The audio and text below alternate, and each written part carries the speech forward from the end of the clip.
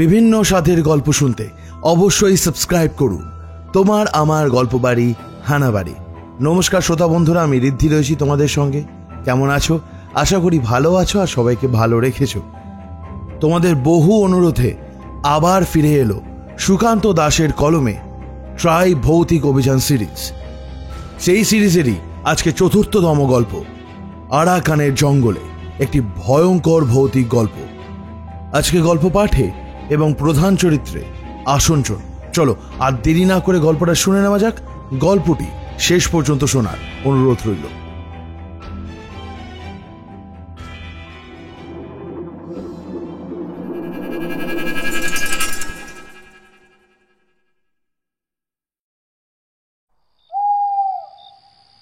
মনোজ, ঋষিকেশ, তোরা কোথায়?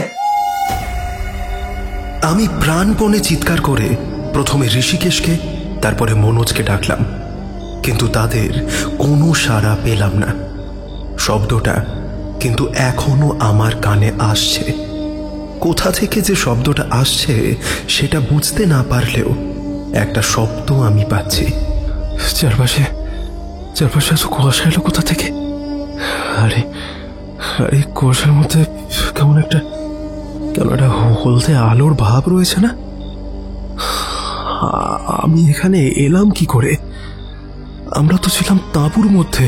তাহলে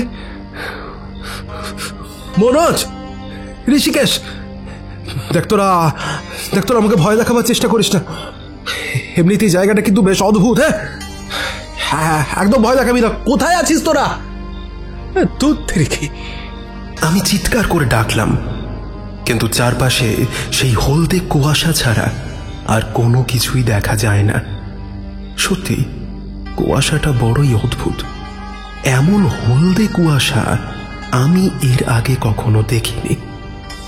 এই জঙ্গলটার আশেপাশে রাতের বেলা যে কুয়াশা নামে সেটা আমরা দেখেছি, কিন্তু তাই বলে এমন হলদে কুয়াশা?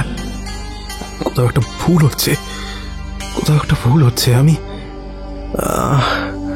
আমি কোথায় আছি? আর ঘুমের মধ্যে এখানে এলাম কি করে? তাহলে কি রাতের বেলা কেউ আমাকে তুলে এনে জঙ্গলের মধ্যে রেখে দিয়ে গেছে? কিন্তু সেটাই বা কি করে হয়? প্রাণপণে নিজেকে বোঝাবার চেষ্টা করতে লাগলাম, কিন্তু না, কিছুতেই কিছু মাথায় ঢুকছে না। যতদূর মনে পড়ছে, শেষবার আমরা একসঙ্গে বসেই সবাই আড্ডা মেরে ঘুমোতে গিয়েছিলাম। যদিও ঘুমোতে যেতে যেতে অনেকটা রাত হয়ে গিয়েছিল। তারপরে তো আর কিছু মনে নেই। যখন ঘুম ভাঙল তখন দেখতে পেলাম আমি জঙ্গলের মাঝে ঘাসের ওপরে শুয়ে রয়েছি। চারপাশটা প্রচণ্ড ঠান্ডা হয়ে রয়েছে। ঠান্ডার কারণেই বোধহয় ঘুমটা ভেঙে গিয়েছিল। গায়ে হাত দিতে বুঝতে পারলাম তাঁবুর ভেতরে শোয়ার সময় যে ফুল হাতা গেঞ্জিটা আমার গায়ে ছিল সেটাই রয়েছে, তার সঙ্গে ট্রাউজার প্যান্ট। কিন্তু বাকিদের কাউকেই দেখতে পেলাম না। বাকিরা কোথায়?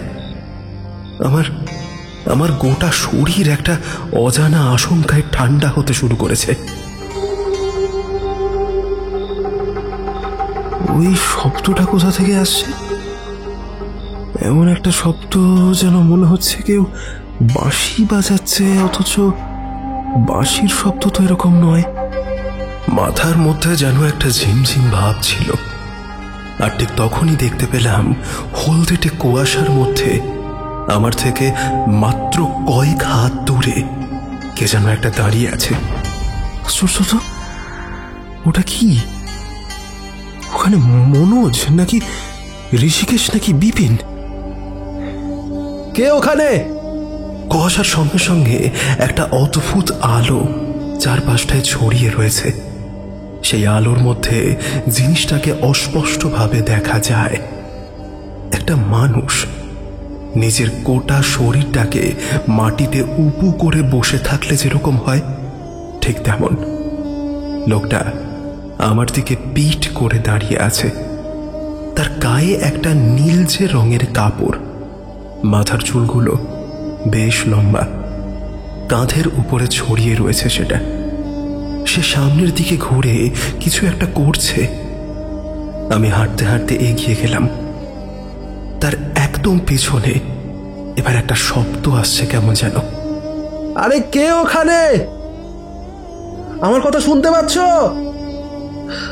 আরে আমি কিছু বুঝতে পারছি না।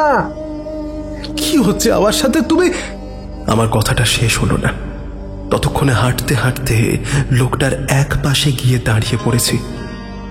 আমি দেখতে পেলাম লোকটা মাটির ওপর উবু হয়ে বসে 2 হাত নিচের দিকে রেখে কিছু একটা করছে। হলদে আলোতে অস্পষ্টভাবে মনে হলো মাটির উপর তার সামনে যেন একটা জন্তু বা বেড়াল, ওই জাতীয় কিছু একটা হবে। এখন ভালোভাবে বোঝা যাচ্ছে না, কারণ তার গোটা শরীরটা এখন ছিন্ন ভিন্ন হয়ে গেছে।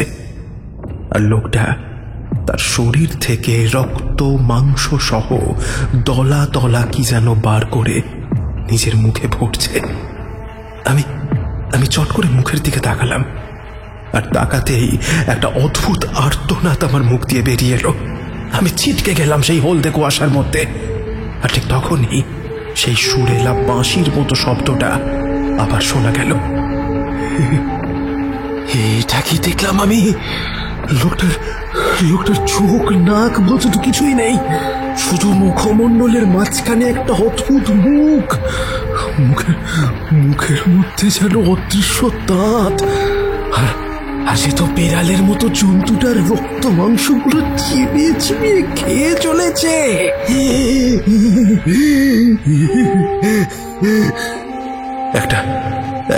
একটা অজানা ভয় সঙ্গে সঙ্গে আমার চারপাশ থেকে জড়িয়ে ধরতে শুরু করলো। মনে হলো যেভাবেই হোক না কেন জঙ্গলের ভেতরে চলে এসেছি আমি, কিন্তু জায়গাটা নিরাপদ নয়। বিপিন ঠিকই বলেছিল।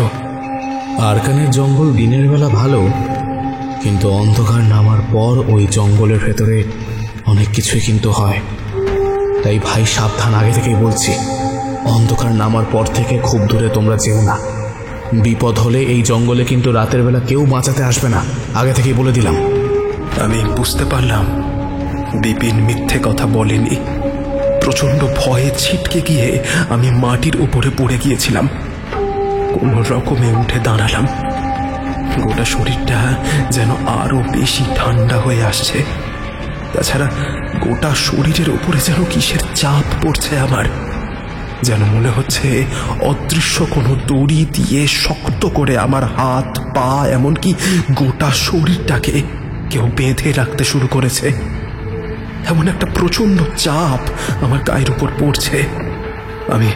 আমি হলদে কুয়াশার মধ্যে যেদিকে চোখ যায় সেদিকে দৌড়তে লাগলাম, আর চিৎকার করে ডাকতে লাগলাম,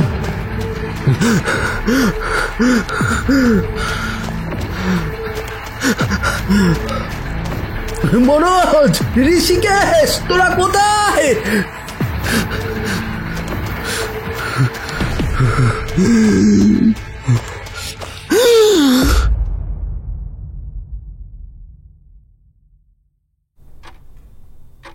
নামটা কিন্তু বড় অদ্ভুত, জানিস তো। যতদূর মনে হচ্ছে এমন একটা নাম ইতিহাসে কোথাও শুনেছিলাম। আরাকান নামের একটা রাজ্য ছিল ওই মায়ানমারের কাছে, তবে সেটা আজ থেকে অনেক বছর আগে। তবে এখন আরাকানের রাজ্যের কথা অনেকেই ভুলে গেছে। তোরা তো জানিস, ইতিহাস সম্পর্কে মানুষ যতটা উৎসাহ দেখায় ততটা বেশি মনে রাখে না। ওই স্বাধীনতার সাল, তার সাথে আরো কয়েকটা সাল কিংবা ওই ঘটনা ছাড়া মানুষ ইতিহাস সম্পর্কে খুব বেশি একটা কিছু জানেও না। এইটা ঠিক বলেছিস। অনেক মানুষ তো আমাদের ভারতবর্ষের ইতিহাস ছেড়ে বিদেশের ইতিহাসেই বেশি আগ্রহ দেখায়। তাছাড়া প্রাচীন ইতিহাস, পুঁথি, এগুলোর তো একটা বেশ জটিল সম্পর্ক আছে, তাই না, আমাদের আজকের জীবনে। আর সেগুলো নিয়ে যত কম বলা যায় ততই ভালো। তাছাড়া আমাদের ভারতবর্ষের রাজনৈতিক ব্যবস্থার কথা তো জানিসই, জ্ঞান যত কম ততই ভালো। ঋষিকেশের মুখে এমন একটা কথা শুনে আমি আর মনোজ দুজনই একসাথে হেসে উঠলাম। তোর মুখে এমন কথা? যাই হোক, তোকে যেটা বলছিলাম, এই আরাকানের জঙ্গল নিয়ে কিছু অদ্ভুত ব্যাপার কিন্তু চারপাশে ছড়িয়ে রয়েছে, বিশেষ করে সেই অঞ্চলে। আচ্ছা, তাই নাকি? খবরের কাগজে শুনেছিলাম এমন একটা কিছু।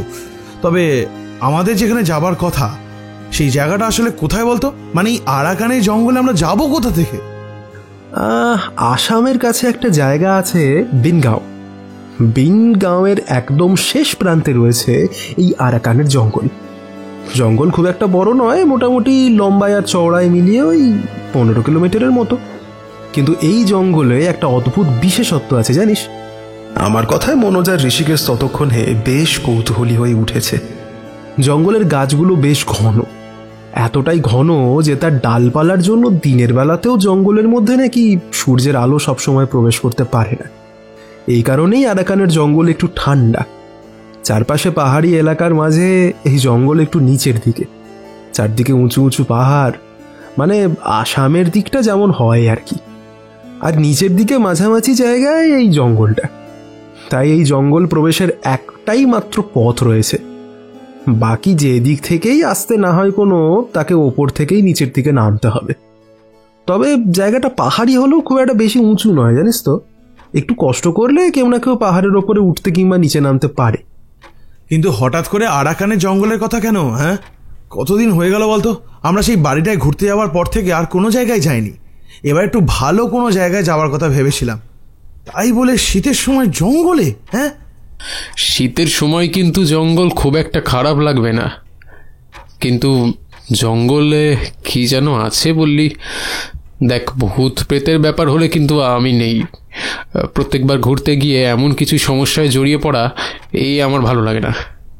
ভূত প্রেত নয়, তেমন কিছুই নয়। তবে আরাকানের জঙ্গল থেকে নাকি এর আগেও বেশ কয়েকজন উধাও হয়ে গেছে।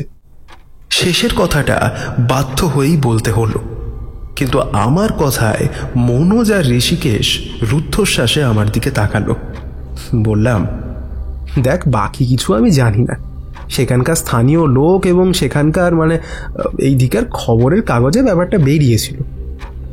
কলকাতা পর্যন্ত সমস্ত খবর পৌঁছয় না, তবে উধাও মানুষের সংখ্যা এতটাই কম যে খুব একটা চিন্তার বিষয় নয়। আমায় ওই জঙ্গলের কথা বলেছে আমার চেনা এক ভদ্রলোক।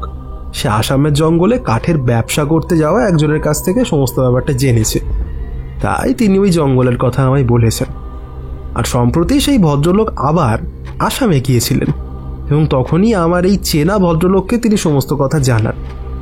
আরাকানের জঙ্গলের কথা এদিকে না এলেও আসামের আশেপাশে এই জঙ্গলের কথা অনেকেই জানে। তবে এরপরেও অনেকে এই জঙ্গলে প্রবেশপথের কাছে কিংবা খুব বেশি ভেতরে নয় এমন জায়গায় তারা আসে আর কি। তাঁবু বানিয়ে রাতের বেলা থাকে। আসলে সেখান থেকে নাকি ভিউটা খুব ভালো পায়। তাছাড়া চারপাশে পাহাড়ের মতো জায়গা, মাঝখানে জঙ্গল, তার মধ্যে রাতের বেলা বেশ একটা অন্যরকম ফিলিংস হয়। মানে বুঝতেই পারছিস। বুঝতে তো সবই পারছি, কিন্তু ভূত প্রেতের ব্যাপার নয়, অথচ লোকজন হঠাৎ করে নিরুদ্দেশ হয়ে যাচ্ছে। আচ্ছা, আজ পর্যন্ত কতজন লোক নিরুদ্দেশ হয়েছে? সংখ্যাটা সত্যিই খুবই হাস্যকর ভাই। আজ থেকে প্রায় বছরখানেক আগে মাত্র 3 জন ওই জঙ্গল থেকে নিরুদ্দেশ হয়েছে। তারপরে ওই জঙ্গলে অনেকেই গেছে, অনেকেই সেখানে রাতের বেলা থেকেও এসেছে, কিন্তু আর কারোর কিছু হয়নি। তাহলে তো এমনটা হতে পারে রাতের বেলা কোনো হিংস্র জন্তুর হাতে ওরা পড়েছিল। আসামের জঙ্গলের দিকে তো বাঘ আছে বলে শুনেছি। ছোট জঙ্গলে বাঘ না থাকুক, অন্তত শেয়াল কিংবা সাপখোপ অনেক কিছু তো থাকতেই পারে। আর জঙ্গলের মধ্যে লোকগুলো কোথায় হারিয়েছে খুঁজে পাওয়াও তো সহজ ব্যাপার নয়। দেখ, পরের বছর একটা অ্যাডভেঞ্চার ভৌতিক উপন্যাস লেখার জন্য আমার বেশ ভালো একটা লোকেশন প্রয়োজন। আর এই ব্যাপারে কথা বলতে বলতে এই ভদ্রলোক কিন্তু আমায় আরাকানের জঙ্গলের কথাটি বলেছে, তাই আমায় যেতেই হবে। জঙ্গলের মধ্যে তাঁবুতে অন্তত 2 দিন থাকতে জঙ্গলের ব্যাপারটা ভালোভাবে বুঝতে হবে আমাকে। তোর তো সমস্যা খুব একটা হওয়ার কথা নয় ভাই, শুধু ঋষিকেশের যদি ছুটি পাওয়া যায় তো। আমার সমস্যা হবে না। তাছাড়া এমনভাবে যেতে হবে যে শনি রবি একসাথেই পড়ে, তাহলে 2 ছুটি কম হবে। তোদের যখন সমস্যা নেই তাহলে চল ঘুরে আসা যাক। এখন আমার কাজের চাপও একটু হালকা আছে, তবে হ্যাঁ, 2 দিনের বেশি কিন্তু থাকা সম্ভব নয়। টেবিলের উপরে রাখা কফি হাউসের স্পেশাল কফিতে চুমুক দিয়ে সিদ্ধান্তটা আমরা নিয়েই ফেললাম। তারপরে বিল বিটিয়ে বেরিয়ে এলাম কলেজ স্ট্রিটের রাস্তায়। যথারীতি নির্দিষ্ট দিনে মনোজের পরিকল্পনা মতো এবং তার ঠিক করা ট্রাভেলসের মাধ্যমে প্রথমে আসাম, তারপরে সেখান থেকে গিরগাঁও এবং তারপরে সেখান থেকে গিরগাঁওয়ের একদম প্রান্তে আরাকানের জঙ্গলের কাছাকাছি। যত দূর গাড়ি যায় এলাকার তত দূর ট্যুর অ্যান্ড ট্রাভেলসের গাড়িটা আমাদের নামিয়ে দিল। তখন গাড়ি ড্রাইভার বলল, আপনারা এখানে থাকবেন কোথায়? এদিকে ডাকার জায়গা তো তেমন কিছু নেই। শুনেছি জঙ্গলের মধ্যেই থাকার ব্যবস্থা আছে, তাঁবুর ব্যবস্থা হয় বলে এখানে শুনেছি। আশেপাশের লোকজনও আছে, কিন্তু এখানে তো কোনো ঘর বাড়ি দেখছি না। আগে বললে তাঁবুর সরঞ্জাম তো আমি নিয়ে আসতাম, কিন্তু এখানে তো লোক নেই। এই দিকে বাড়ি ঘর আপনি পাবেন না। সামনের দিকটা আর একটু এগিয়ে যেতে হবে। দাঁড়ান, আমি ব্যবস্থা করে দিচ্ছি। আমরা গাড়ির কাছাকাছি রইলাম। ড্রাইভার গিয়ে একটা লোককে ডেকে আনলো। বয়স 40-এর কাছাকাছি হবে। তার নাম বিপিন। সে আমাদের কাছে এসে সমস্ত কথা শুনে বলল, দেখো, তাঁবু কিন্তু একটাই হবে। আগে আগে জানলে আমি তাঁবুর ব্যবস্থা আরও করে রাখতাম খন। তবে যে তাঁবুটা দেবো সেটা বেশ বড়ই হবে, 3 জনের আরামসে হয়ে যাবে, চিন্তা করো না। খাবারের কোনো চিন্তা করতে হবে না, খাবারের ব্যবস্থা আমি করবো খন। ওই যে ওই সামনের রাস্তাটা চলে গেছে, ওই রাস্তা দিয়ে এগিয়ে গিয়ে পাহাড়ের ঢাল বেয়ে সামান্য নিচের দিকে নামলেই ওখানে আমার বাড়ি, ঠিক আছে? ওইদিকে আরও কয়েকটা বাড়ি আছে। এদিকে পাহাড় আছে নাকি? তাহলে আপনারা শেষের দিকে যে পথটা দিয়ে উঠে এসেছেন সেটা নিশ্চয়ই ওপরের দিকে উঠেছিল, কিন্তু ওই দিক দিয়ে রাস্তাটা আবার নিচের দিকে নেমে গেছে। তবে এদিকে মাটি খুব একটা নেই, সব জায়গাটাই এমন শক্ত, তাই আর কি পাহাড় বললাম। তবে কোনো অসুবিধা হবে না। হ্যাঁ, আরেকটা কথা, বলছে কি আপনারা কতদিন থাকবেন এখানে? বেশি দিন নয়, এই 3-4 দিনের মতো আমরা ওখানে থাকবো। তাছাড়া 7 দিনের বেশি কারোরই ছুটি সম্ভব নয়।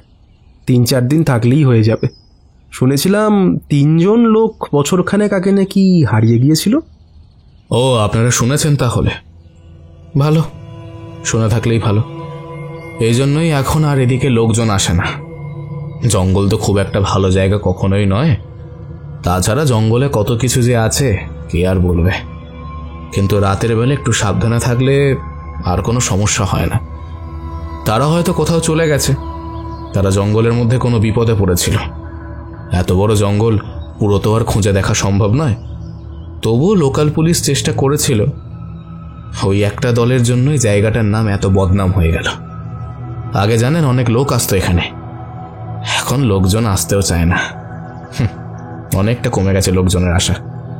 তার মানে তুমি বলতে চাইছো এখানে কিছুই নেই? ওই লোক 3টের তাহলে কি হয়েছে? ওদের যে কোনো একটা বিপদ হয়েছে সেটা আমি বুঝতে পারছি, কিন্তু কি বলবো বলো? জঙ্গলে যদি তাদের বডি পাওয়া যেত তাহলে না হয় ভাবতাম যে কোনো জন্তু জানোয়ার কিছু করেছে, কিন্তু যাই হোক। তবে তোমাদের বলে রাখি, এই জঙ্গলে কিন্তু বাঘটাক নেই। ওই পাহাড় দিয়ে নিচের দিকে নেমে গেলে ওই দিকে একটা বড় জঙ্গল আছে, সেখানে বাঘ আছে। সেখানে লোকজনকে চট করে ঢুকতে দেওয়া হয় না। তবে এই জঙ্গলে বাঘটাক নেই। 2-একটা শিয়াল, তাছাড়া সাপটাপ হয়তো থাকতে পারে। যা আছে ওই ছোটোখাটো, আর তেমন কিছু নেই এই জঙ্গলে। তবে হ্যাঁ, এই জঙ্গল থেকে রাতের বেলা ভিউটা দেখতে কিন্তু খুব ভালো লাগবে, এটা আগে থেকে বলে দিলাম। কেমন? বিপিনের মুখের হাসি আর তার কথা শুনে বেশ ভালো লাগলো। লোকটাকে ভরসাযোগ্য বলেই মনে হলো। ড্রাইভারকে তারা ভাড়া বুঝিয়ে দিয়ে এবং লোকটাকে জোগাড় করে দেওয়ার জন্য আলাদা করে কিছু বকশিস দিয়ে আমরা তখনকার মতো তাকে চলে যেতে বললাম। এদিকে মোবাইলের নেটওয়ার্ক কাজ করছিল না, তাই ড্রাইভারকে বলে রাখলাম আজ থেকে 4 দিন পরে সকালের দিকে এখানে আসতে। অন্তত 3টে রাত আমরা এই জঙ্গলে কাটাবো। বিপিনই সমস্ত ব্যবস্থা করে দিল। আমরা যখন পৌঁছেছি তখন বেলা প্রায় দুপুর। দুপুরের খাবার ব্যবস্থাটা সে তার বাড়িতেই করলো। তারপরে বিকেল পর্যন্ত সেখানে বিশ্রাম করে বিপিনের সঙ্গে এলাম। সঙ্গে একটা বড় তাঁবু খাটাবার সরঞ্জাম এবং আরও প্রয়োজনীয় জিনিসপত্র সে তার মধ্যে জোগাড় করে ফেলেছিল। দেখলাম যে পথে আমরা দাঁড়িয়েছিলাম সেখান থেকে ডান দিকে খানিকটা নিচের দিকে নেমে আবার পেছনের দিকে যেতে হলো আমাদের। আসলেই গোটা জায়গাটা বড়ই অদ্ভুত। কোথায় কোন ঢাল দিয়ে নামতে হবে, কোন দিক দিয়ে উঠে কোথায় যেতে হবে সেগুলো জানা না থাকলে সমস্যা। অনেকটা নিচের দিকে নামার পরে একটা বড় মতো জায়গা দেখতে পেলাম। তাকে দেখেই মনে হলো বড় কোনো পাঁচিলের মাঝখান দিয়ে ভেতরে ঢোকার বড় রাস্তা থাকলে যেমন হবে, অনেকটা সেই রকম। সেদিকে দেখেই বিপিন বলল, এই যে এই হলো আরাকানের জঙ্গলে ঢোকার একমাত্র রাস্তা। এটা ছাড়া বাকি সমস্ত রাস্তাই উপর দিক থেকে নিচে নামে। ওইসব রাস্তা দিয়ে নামতে গেলে পাহাড় ডিঙিয়ে আসতে হবে। পাহাড় মানে ওই খুব বেশি বড় নয়, এই যে এই জায়গাটা যতটা দেখছেন ঠিক ততটাই। বিপিন যেটাকে খুব বেশি উঁচু নয় বলল, সেটাও আমাদের কাছে উঁচু বলে মনে হলো। অন্তত 10 কিংবা 12 তলা বাড়ির ছাদ যতটা উঁচু হবে, এটা তার চেয়েও বেশি উঁচু। দূর থেকে উচ্চতায় ধারণা করা খুব একটা ভালোভাবে যায় না। তাছাড়া অদ্ভুত, নিচের দিকটা একটু বেশি ঠান্ডা বলে মনে হচ্ছে না? হ্যাঁ, আর ওপরেও তো এত ঠান্ডা ছিল না। ওপরের দিকে তাকিয়ে দেখছিল সে। আঙুল তুলে ঋষিকেশ বলল, আমরা ওই দিকটা দিয়ে নিচে নেমেছি, তার মানে আমরা এতটা রাস্তা কিন্তু পেছনের দিকে ঘুরে এসেছি। মানে এই যে কত বড় পাঁচিলের মতো জায়গাটা, তার একপাশের রাস্তাটা দিয়েই কিন্তু আমরা একটু আগে গাড়িটা করে এসেছি। অদ্ভুত ব্যাপার, পাহাড়ি এলাকাগুলো এমনই হয় জানিস। কথা বলতে বলতে আমরা সেই মস্ত বড় তরুণের মতো জায়গাটা পেরিয়ে ভেতরে ঢুকলাম। সামনের দিকে জঙ্গল হালকা। যতই ভেতরে ঢুকতে লাগলাম ততই যেন জঙ্গল ঘন হতে শুরু করলো। একসময় একটা জায়গা বেছে নিয়ে বিপিন বলল, আর একটু ভেতর পর্যন্ত জঙ্গল হালকা আছে, তারপরে জঙ্গল আস্তে আস্তে ঘন হয়েছে। দিনের বেলাতেও সেই দিকে বেশ ঠান্ডা। তাছাড়া ওইদিকে জঙ্গলের মধ্যে তেমন কোনো সমস্যা না থাকলেও বিভিন্ন পোকামাকড় থাকে এই জায়গাটায়। এই জায়গাটা খোলা আছে, সূর্যের আলো পড়বে, এখানটাতেই তো আমরা আছি। বিকেল হলেও তখনও সূর্য কিন্তু পশ্চিম আকাশে ডোবেনি। আকাশের গায়ে যেন দেয়ালে আঁকা জল ছবির মতো স্থির হয়ে রোদ ছড়িয়ে যাচ্ছে। তাঁবু টাঙানোতেই বোঝা গেল সত্যি তাঁবুটা বেশ বড়। 3 জন নয় 6 জন পাশাপাশি বেশ ভালোভাবে শুয়েই কাটাতে পারে। আমাদের গাড়ি থেকে যে কতগুলো ব্যাগ নামানো হয়েছিল সেগুলো তাঁবুর ভেতরে ঢোকানো হলো। জলের ব্যবস্থা করে দিয়েছিল বিপিন। 3টে জলের বোতল দিয়ে বলেছিল, আসলে এদিকে জলের কষ্ট একটু আছে, কারণ অনেকটা নিচ থেকে জল তুলে আনতে হয় তো, তাই এই 3টে জলের বোতলে আজকে রাত্রে চালিয়ে নিন, আবার কাল জল দিয়ে দেবোক্ষণ। আমাদের আপত্তি ছিল না।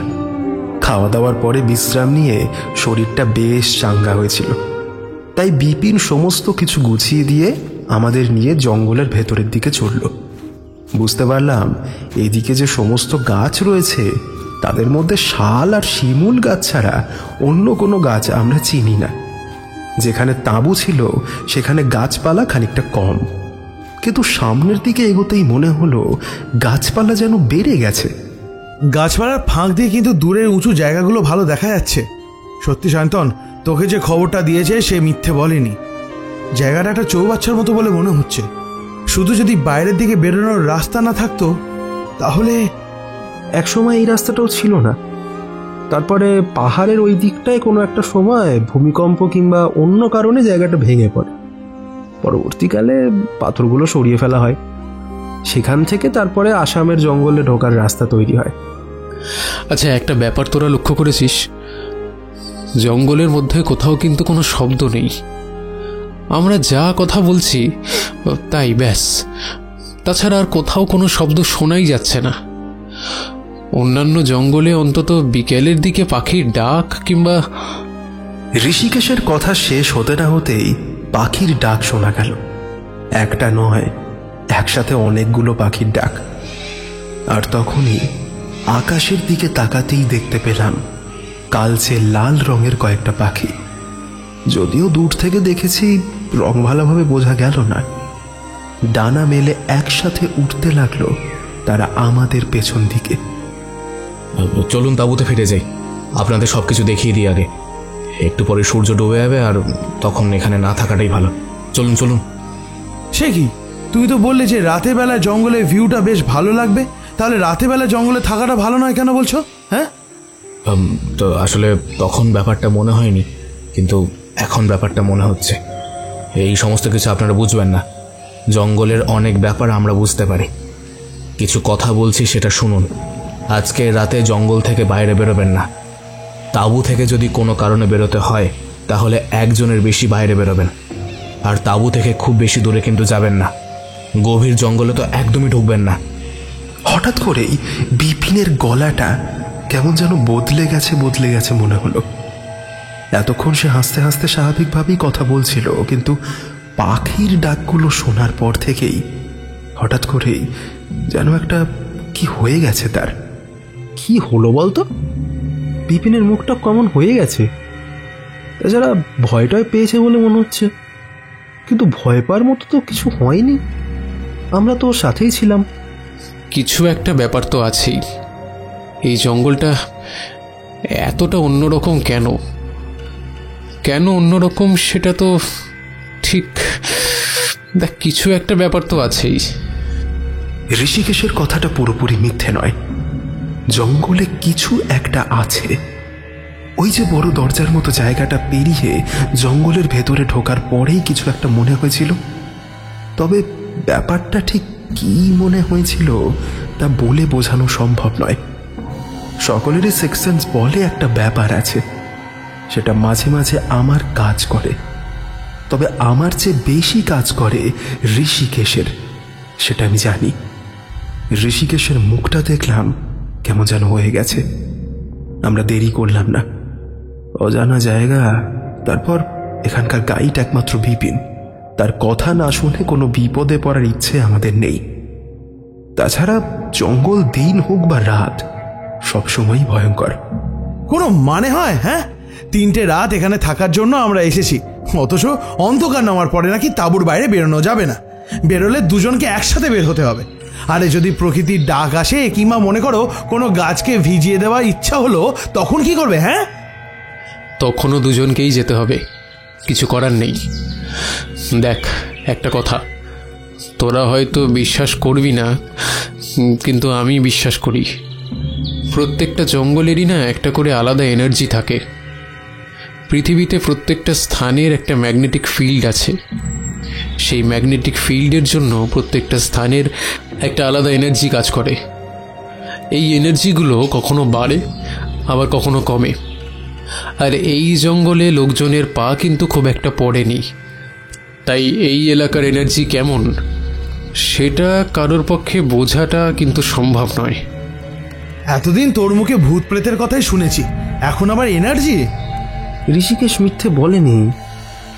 আসলে কিন্তু এই সমস্ত কিছুই এনার্জির ব্যাপার। সমস্ত কিছুর মধ্যে এই নেগেটিভ পজিটিভ দুটো এনার্জি থাকে, জানিস তো।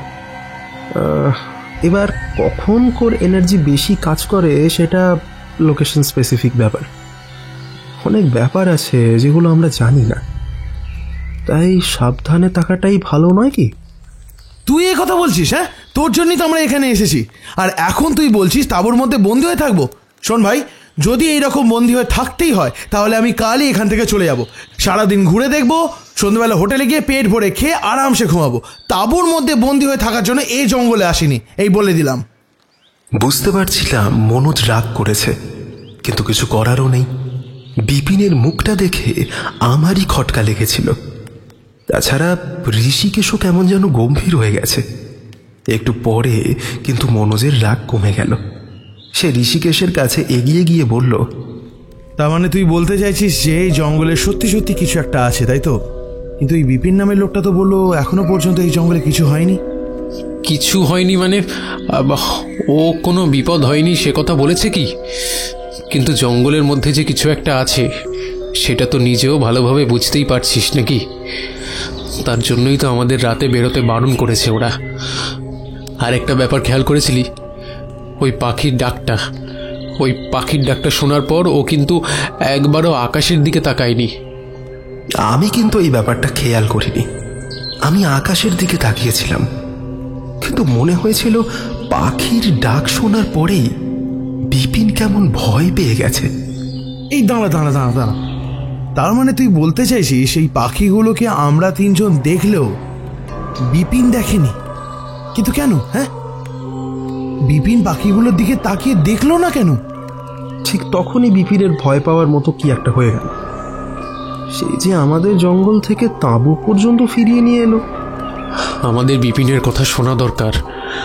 অন্তত আজকের রাতে আমরা কেউ বাইরে বেরোবো না। যদি খুব প্রয়োজনে বের হই তাহলে 3 জনে একসাথে বেরোবো, ঠিক আছে? মনোজ ছাড়া আমরা দুজনেই সিদ্ধান্তটা আগেই মেনে নিয়েছিলাম। তবে মনোজের সেটা মানতে একটু সময় লাগলো।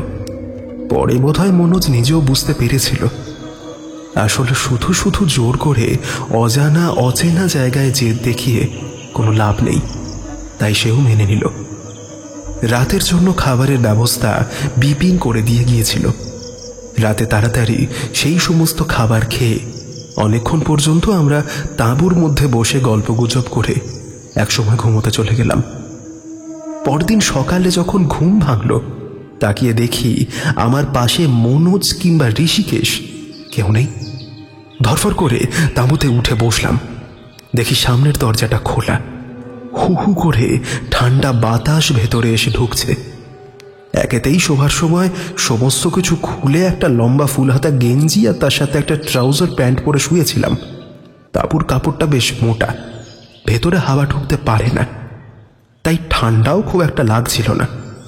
আমি তাঁবুর কাছ থেকে বেরিয়ে আসছি দেখে মনোজ বলল, বিপিন রাতে বেলায় বেরোতে বারণ করেছে, ভোরবেলায় নয়।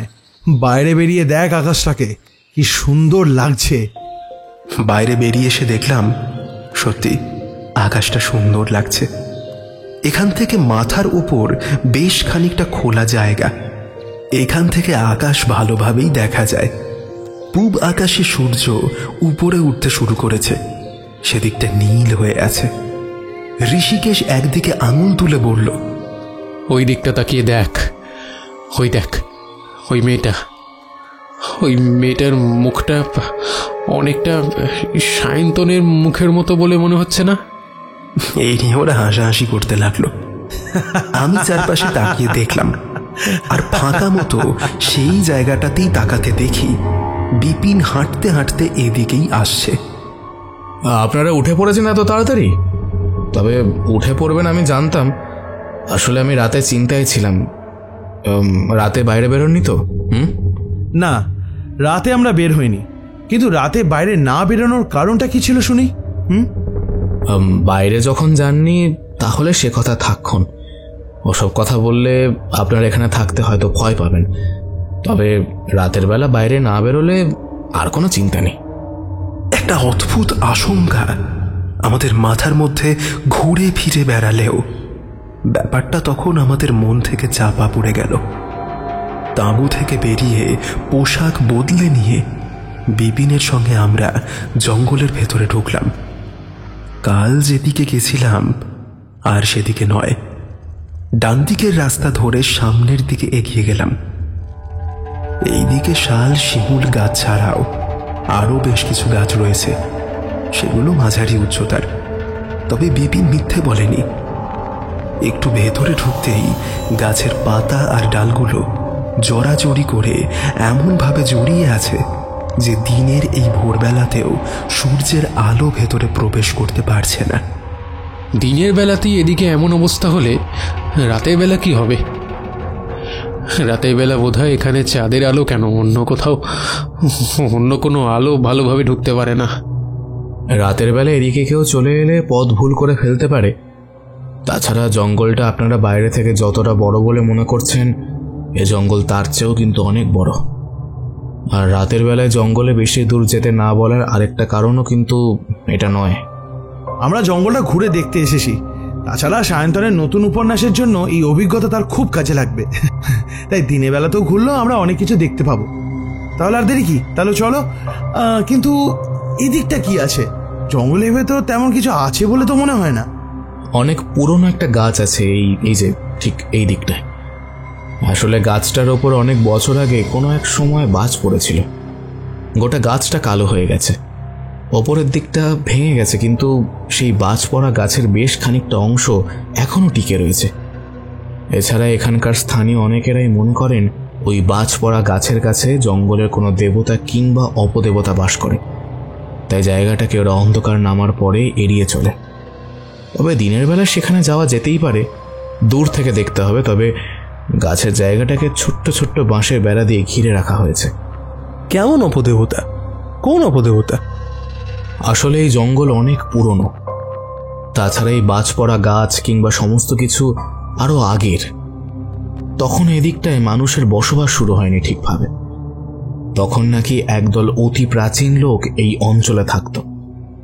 জঙ্গলেই তাদের বাস ছিল, জঙ্গলের মধ্যেই তাদের সমস্ত ক্রিয়াকলাপ চলত। আর এই আরাকানে জঙ্গলের মধ্যেই তারা নাকি কোনো বিশেষ তন্ত্র সাধনা করত। তন্ত্র সাধনা করে এই জঙ্গলের গাছ, মাটি, এমনকি আশেপাশের সমস্ত কিছুকে তারা নিজেদের আয়ত্ত করে ফেলেছিল। এছাড়াও অনেকে বলে ওই যে বাজ পড়া গাছ আছে, সেই গাছের কাছেই ওই লোকগুলোর একটা দল থাকত। একদিন রাতে বাজ পড়ে গাছটা ভেঙে যাওয়ার সময় ওই সমস্ত লোকগুলো বাজ পড়ে মারা যায়। তারপর তাদের মৃতদেহগুলো পাখি কিংবা অন্য সমস্ত কিছু ছড়িয়ে ছিটিয়ে ফেলেছিল। কেউ কেউ মনে করে তাদের পুড়ে যাওয়া শরীরের অংশ এই গোটা জঙ্গল জুড়ে রয়েছে। এতক্ষণ তো আমরা হেঁটে আসলাম, একটা পাখি দেখতে পেয়েছেন আপনারা? অদ্ভুত, সূর্যোদয়ের সময় পাখি দেখা যায়, তবে পাখির ডাক কিন্তু আমরা শুনিনি। পাখির ডাক শোনা যায় কারণ এই জঙ্গল আর ওই উঁচু উঁচু পাহাড়ি জায়গাটার বাইরের দিকে পাখি ডাকলে তার ডাক ভেতরে জঙ্গল পর্যন্ত আসে। কিন্তু এই জঙ্গলে কোনো পাখি ঢোকে না। এমনকি এই জঙ্গলে দিনের বেলাতে কোনো জীবজন্তু পর্যন্ত দেখা যায় না। আরে কাক পর্যন্ত দিনের বেলা এখানে দেখতে পাবেন না আপনারা। তাহলে কালকে বিকেল বেলা অতগুলো পাখি আমাদের মাথার ওপর দিয়ে উড়ে গেল বলে মনে হলো। আমরা যে দেখলাম অতগুলো পাখি। কথাটায় বিপিনের মুখটা যেন মুহূর্তের জন্য কেমন হয়ে গেল। তারপরে প্রসঙ্গটা বদলে নিয়ে সামনের দিকে এগোতে এগোতে বলল, আচ্ছা, আজ আপনাদের মাংস খাওয়াবখন, দেশি মুরগির মাংস। কি চলবে? বাজ পড়া গাছটার কাছে গিয়ে দাঁড়িয়ে কিন্তু অবাক হয়ে গেলাম। বাজ পড়ে গাছটার প্রায় অর্ধেকটা ওপর দিক থেকে কোনো একটা সময় ভেঙে পড়েছিল। যেন একটা লম্বা বড়সড় লাঠি মাঝখান থেকে কেউ ভেঙে মাটির ওপরে পুঁতে দিয়েছে। মাথার দিকটা সোজা অবস্থায় দাঁড়িয়ে রয়েছে, গোটা শরীরটা কালো, তার চারপাশে বাঁশের বেড়া দিয়ে ঘিরে দেওয়া। একটু দূর থেকে আমরা দেখতে পেলাম সেই বেড়ার গাছে এখানে ওখানে লাল পতাকা ঝুলছে। লাল পতাকা মানে জায়গাটা বিপদে, কিন্তু এখানে কিসের বিপদ হতে পারে? অতগুলো লোক ওইখানে মরেছিল। তাছাড়া বাজ পড়া গাছটা এখনো বেঁচে আছে। আজ থেকে অনেক বছর আগেই ঘটনা ঘটেছে, অথচ এতগুলো বছর কেটে যাওয়ার পর গাছটা ঠিক একইভাবে ওখানে দাঁড়িয়ে আছে, একটুও পরিবর্তন হয়নি। আমি কিন্তু অবাক হয়ে তাকিয়েছিলাম গাছটার দিকে। উচ্চতা হিসাব করে দেখলে বড় জোর 20 ফুট মতো হবে। কুচকুচে কালো মাথার দিকটা, এক পাশটা আড়াআড়ি ভাবে ভেঙে গেছে। সামান্য এক পাশে হেলে রয়েছে গাছটা। আশেপাশে কিন্তু আর কোথাও কোনো গাছ নেই। চারপাশ খানিকটা খোলা জায়গা রয়েছে, অথচ এতক্ষণ আমরা ঘন জঙ্গল পেরিয়ে এসেছি। এখানে এমন একটা জায়গা আর এমন একটা গাছ যে থাকতে পারে তার ধারণা করাই যায় না। দেখে মনে হয় আশেপাশের জায়গাগুলো কোনো এক সময় কেউ বোধহয় নিজের প্রয়োজনে পরিষ্কার করে নিয়েছিল। লম্বা লম্বা ঘাস আর ছোট ছোট জঙ্গল গড়ে উঠেছে বটে, তবে সেগুলো খুব একটা বড় নয়। চারপাশে গোল জায়গাটা পেরিয়ে গেলে আবার জঙ্গল শুরু হয়েছে। জঙ্গলের নাম যে আরাকানের জঙ্গল, সেই নাম নাকি ওদের জন্যই। কি কারণে তা ঠিক আমিও জানি না, তবে আমাদের এই এলাকায় স্থানীয় একজন লোক আছে, তার বয়স অনেক, সেই সমস্ত ব্যাপারে অনেক কিছু জানে। সুযোগ পেলে আপনাদের তার কাছে নিয়ে যাবখন। অদ্ভুত, এত বছর ধরে এমন একটা পোড়া গাছ এইভাবেই দাঁড়িয়ে রয়েছে কি করে? লোকজন খুব একটা আসে না, তাই তো? আগে আসতো, কিন্তু এই 3 জন উধাও হয়ে যাবার পর থেকে জঙ্গলের ভেতরে কেউই ঢুকতে চায় না। আমাদের এলাকা থেকে কয়েকজন মাঝে মাঝে কাঠ কিংবা এটা ওটার জন্য জঙ্গলে ঢুকতো, তবে তারপর থেকে এলাকার পুলিশও বারণ করে দিয়েছে জঙ্গলের ভেতরে আর চট করে না ঢুকতে। তবে জঙ্গলের সামনের দিকটায় ঢোকার পারমিশন এখনো আছে, তাছাড়া লোকাল পুলিশের দু একজনের সঙ্গে আমার চেনা জানা রয়েছে, তাই আপনাদের খুব একটা অসুবিধা হবে না। আমি একটা ব্যাপার কিছুতেই বুঝতে পারছি না, বিপিন মাঝে মাঝে এমন কথা বলছে যাতে মনে হচ্ছে জঙ্গলটা ভালো না, আবার সেই ভালো না জঙ্গলটাকে মাঝে মাঝে তার নিজের কথাতে স্বাভাবিক করতে চাইছে। বুঝতে পারছিস না কেন? পাহাড়ি এলাকায় লোকজনরা খুব একটা আসে না। তাছাড়াও নিজেই বলেছে এখানকার মাঠের মাটি বড় শক্ত, ওইখানে লোকজনের কাজকর্ম কিংবা জীবিকার ব্যাপারটা ভেবে দেখবার মতো। খাবার দাবার জোগাড় করে দিয়ে বেশ কিছু টাকা জোগাড় করে দেওয়াটাই তো হলো ওর কাজ। যদি আমরা ভয় পেয়ে এখান থেকে চলে যাই কিংবা এখানে লোকজন না আসে তাহলে তার ক্ষতি। আর তুই জানিস প্রত্যেকটা ট্যুরিস্ট এলাকাতেই ট্যুরিস্ট গাইড কিংবা স্থানীয় ট্যুরিস্ট স্পট এগুলোর সাথে পুলিশের একটা সম্পর্ক আলাদাভাবে থাকে। কিন্তু এই পাখির ব্যাপারটা দেখলি কেমন বুদ্ধি করে পাখির ব্যাপারটাকে পুরো এড়িয়ে চলে গেল। তুই চিন্তা করিস না, ওর বাড়িতে তো আমরা যাব, তখন গিয়েই ব্যাপারটা ভালো করে ওকে বলবো। ঋষিকেশ বিপিনের সাথে কথা বলতে বলতে একটু সামনের দিকে এগিয়ে গিয়েছিল। আমি আর মনোজ পেছনের দিকে দাঁড়িয়ে রইলাম। বারবার মনে হতে লাগলো জায়গাটা বেশ ভালো, সমস্তটাই ঠিক আছে, কিন্তু এই জঙ্গলে আমরা 4 জন ছাড়া আর কেউ কোথাও নেই। এই ব্যাপারটা কেমন লাগছে? অন্তত একটা মানুষ যদি থাকতো। কথাটা ভেবে কিছু একটা বলার জন্য মনোজের দিকে তাকিয়েছি। এমন সময় দেখতে পেলাম আমাদের ডান দিকে ফাঁকা জায়গাটা পেরিয়ে যেখানে জঙ্গল শুরু হয়েছে সেই জঙ্গলের কাছটায় কে যেন দাঁড়িয়ে আছে। অনেকটা দূর হলেও সূর্যের আলোয় তাকে ভালোভাবে দেখতে পেলাম। কোনো লোক বলেই মনে হলো। পাতলা একটা ফ্যানফ্যানে জামা আর পরনে বিপিনের মতোই একটা চাপা প্যান্ট। লোকটা অনেক দূরে হলেও তাকে আমি বেশ ভালোভাবে দেখতে পেলাম। আরে বিপিন বলেছিল জঙ্গলে ঢুকতে না, ওই দেখ না ওখানে একটা লোক দাঁড়িয়ে আছে। আমার কথায় মনোজ ঘুরে দাঁড়ালো। সে বোধহয় লোকটাকে দেখতে পেয়েছিল, তাই সামনের দিকে বিপিনের দৃষ্টি আকর্ষণ করার জন্যই বলল, বিপিন তুমি আমাদের মিথ্যা কথা বললে কেন? হ্যাঁ, ওই তো জঙ্গলের ভেতর একটা লোক ঢুকেছে। কথাটা বিপিনের কানে যাওয়ার সঙ্গে সঙ্গেই সে চমকে উঠল। একবার সেই দিকে তাকালো, তারপরে ঋষিকেশ সেই দিকে তাকাতেই বিপিন হুড়মুড় করে আমাদের দিকে এগিয়ে এলো। তার মুখে এইবার যেটা ফুটে উঠেছে সেটা স্পষ্ট ভয়। তার ঠোঁট যেন তীর তীর করে কাঁপছে, চোখ কেমন যেন বড় হয়ে এসেছে। এখান থেকে এক্ষুনি চলুন, এখানে আর নয়, তাঁবুতে ফিরে যাই, আর তারপরে চলুন গ্রামের দিকে যাই। মনোজ বিপিনের সামনে এসে দাঁড়ালো, বলল, সত্যি করে বলো তো কি হলো? লোকটাকে দেখে তুমি এমনভাবে ভয় পেলে কেন? সত্যি করে বলো আমায়। কিন্তু লোকটা কোথায় গেল? এইমাত্র লোকটা এখানেই দাঁড়িয়ে ছিল তো। আরে এত অল্প সময়ের মধ্যে আবার জঙ্গলে ঢুকে গেছে নাকি? উফ, আমায় একটা কথা বলো তো, তুমি সত্যি সত্যিই লোকটাকে দেখতে পেয়েছিলে তো? বিপিনের মুখটা আরো কেমন যেন ফ্যাকাশে হয়ে গেল। শুধু বিপিন নয়, ততক্ষণে আমি মনোজ 3 জনই তাকিয়ে রয়েছি ঋষিকেশের দিকে। ঋষিকেশের মুখে একটা রহস্যময় হাসি, তার দুটো চোখে যেন কিছু একটা রহস্য খেলা করছে। চল, এখনই আমাদের তাঁবুতে চলে যেতে হবে। আর একটা কথা, জঙ্গলের মধ্যে হাঁটার সময় তাঁবুতে পৌঁছলো না পর্যন্ত কিচ্ছু নেই। মনে মনে এমন কিচ্ছু ভাববি না যেটা জঙ্গলের মধ্যে নেই। ঋষিকেশের এমন অদ্ভুত কথার কোনো মানে হয় না, কিন্তু বিপিন আর ঋষিকেশ যেভাবে হুড়মুড় করে ফেরার পথ ধরল, আমরা দেরি করতে পারলাম না। আমি আর মনোজ এর মুখ চাওয়াচাবি করে দ্রুত এগোতে লাগলাম তাঁবুর দিকে। তাঁবুর ভেতরে বসে তাঁবুর দরজাটা বন্ধ করে রীতিমতো হাঁপাতে লাগলাম আমরা। কি ব্যাপার বলতো, তোর কি পাগল টাগল হয়ে গেলি নাকি? আরে লোকটাকে আমরা 3 জন যেখানে দেখতে পেয়েছি, তখন বিপিন লোকটাকে দেখতে পাবে না কেন? কি আশ্চর্য! আমি দেখতে পাবো না কারণ ওই জঙ্গল আপনাদের পছন্দ করেছে, তাই আপনাদের ইচ্ছেটাই সে পূরণ করেছে।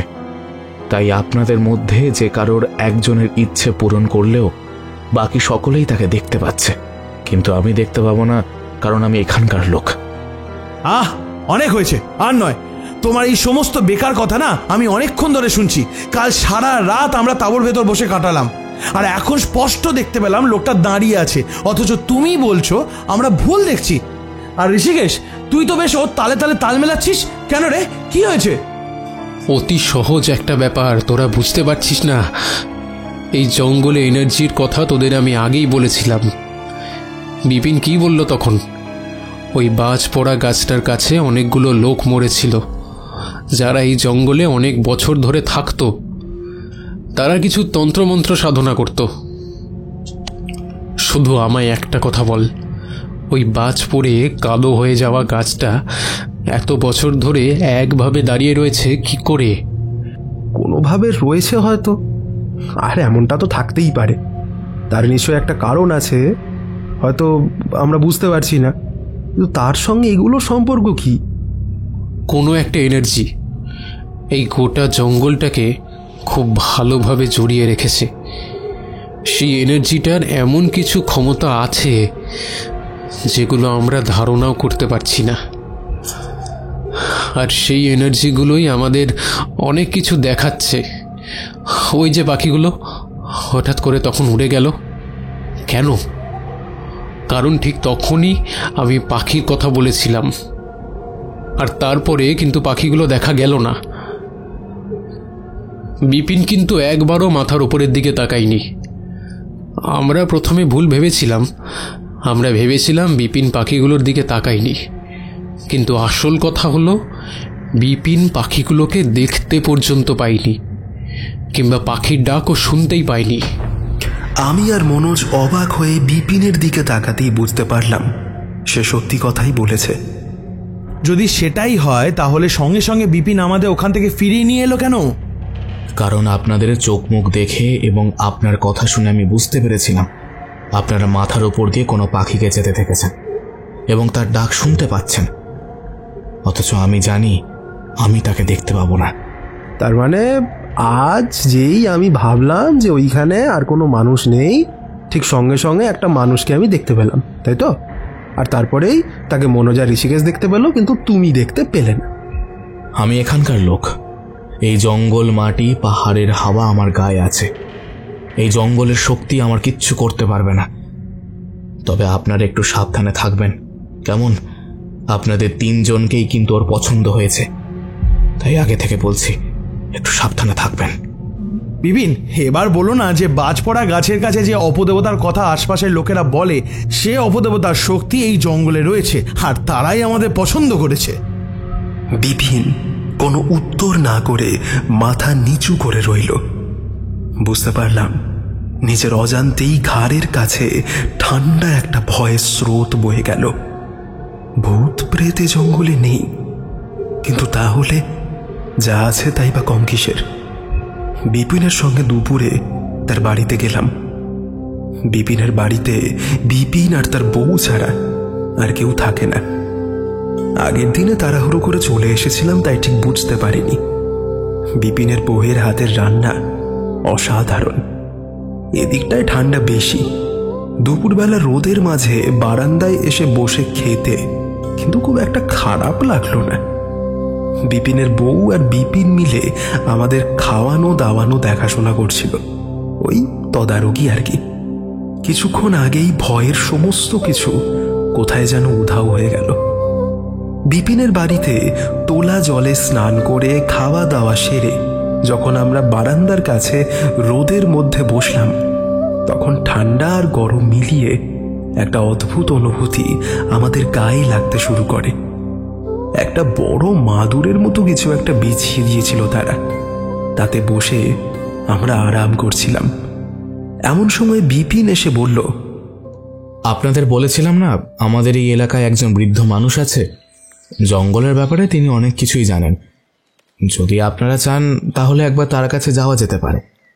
আজ সন্ধে হওয়ার আগে কিন্তু তাঁবুতে ফিরতে হবে। যদি আপনারা ওখানে থাকতে চান, আর যদি মনে হয় যে না আপনারা ওখানে থাকবেন না, তাহলে না হয় আপনারা আমার বাড়িতে থাকবেন খন, আর সকালে গিয়ে তাঁবু তুলে আনবো। আপনাদের কোনো বিপদ হোক তা আমি চাই না। এখনো খুব বেশি দেরি হয়নি, মাত্র 3টে বাজে।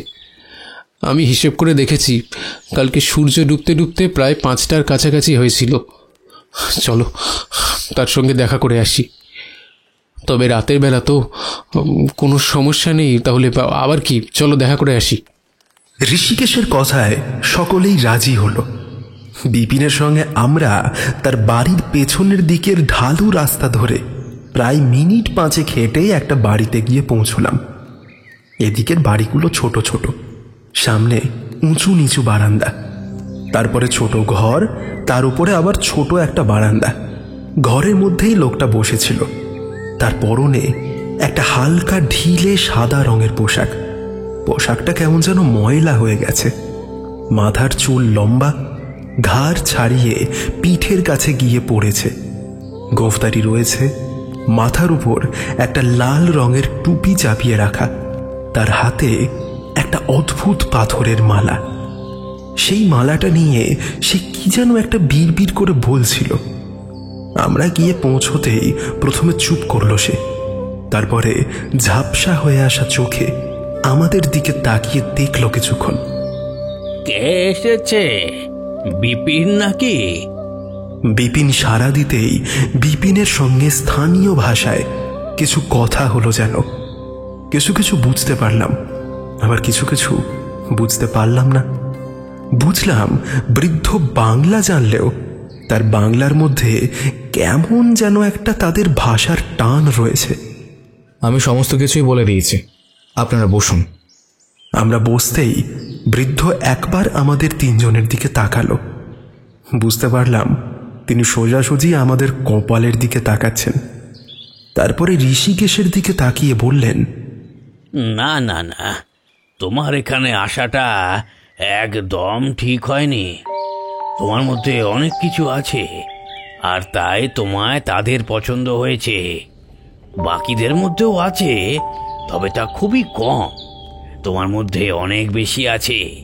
তুমি খুবই ভালো মিডিয়াম হতে পারবে। এই কথা আমাদের অনেকেই বলেছে। কলকাতায় আমাদের একটা প্ল্যান সেটেড সোসাইটি রয়েছে, তাদের অনেকে আমায় মিডিয়াম হওয়ার কথা বলেছে। আমার মধ্যে নাকি মিডিয়াম হওয়ার গুণ রয়েছে, তবে মিডিয়াম হতে আমি কখনোই চাই না। ওসবে একদম পা দেবে না। একবার মিডিয়াম হলে তার জীবনে কিন্তু অনেক বিপদ হতে থাকে। একবার সুযোগ পেলেই অন্য জগৎ থেকে ওরা বারবার এসে পড়ে। কিন্তু এই জঙ্গলে যা আছে তা অমন কিছু নয়। যা আছে তাতে তোমাদের কোনো ক্ষতি হবে না, যদি না তোমরা রাতের বেলা বের হও। কিন্তু যদি ওনাদের আমি আমার বাড়িতে নিয়ে চলে আসি, 2 দিন ওনারা এখানে থাকবে, আমার বাড়িতেই থাকবে এখন। মনোজ কিছু বলতে যাচ্ছিল, তার আগেই বৃদ্ধ বলে উঠলেন, বিপিন, তুই বুঝতে পারছিস না। যদি তুই ওদের তোর বাড়িতে নিয়ে আসিস তাহলে সমস্যাটা বাড়বে। ওখান থেকে ওরা সরে এলে ওদের নজর আরো বেশি করে পড়বে। ওখানে থাকলে, ওই এলাকার মধ্যে থাকলে তো না না না না, ফিরিয়ে আনার দরকার নেই। 2 দিন ওরা ওখানে থাকবে। যখন ঠিক করেইছে তখন 2 দিন ওখানেই থাকুক। তবে সাবধান, তোমার মধ্যে যা দেখছি তাতে রাতের বেলা শুধু বাইরে বেরোনো নয়, রাতের বেলা সাবধানে থাকতে হবে। তাঁবুর দরজা যেন কোনোভাবেই খোলা না থাকে, তাহলে কিন্তু সমস্যা। একবার তোমায় বার করতে পারলে তোমার শক্তি দিয়ে কিন্তু বাকি 2 জনকে ওরা বাইরে বার করে নিয়ে যাবে। তারপর যা হবে তা তোমরা ভাবতেও পারবে না। এতক্ষণ মনোজ চুপ করেছিল, এইবার বলল, কিন্তু এই জঙ্গলে এমন কি আছে? ওই জঙ্গলে সত্যি সত্যি কি আছে সে কথা আমি নিজেও জানি না। ওই জঙ্গলটা একসময় চারপাশে ওই পাহাড়ি জায়গাটা দিয়ে গোল করে ঘেরা ছিল। অনেক বছর আগে একদল তান্ত্রিক ওখানে এসেছিল। তারা কোন মতের তান্ত্রিক সে কথা আমি জানি না। ওই জঙ্গলে তারা আস্তানা করবে বলে পাহাড়ের একটা অংশ ভেঙে ওরা দরজা তৈরি করেছিল।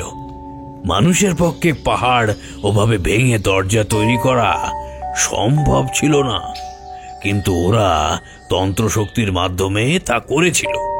তারপর জঙ্গলের ভেতরে ওরা থাকতে শুরু করে। ওরা দলে ছিল মোট 7 জন।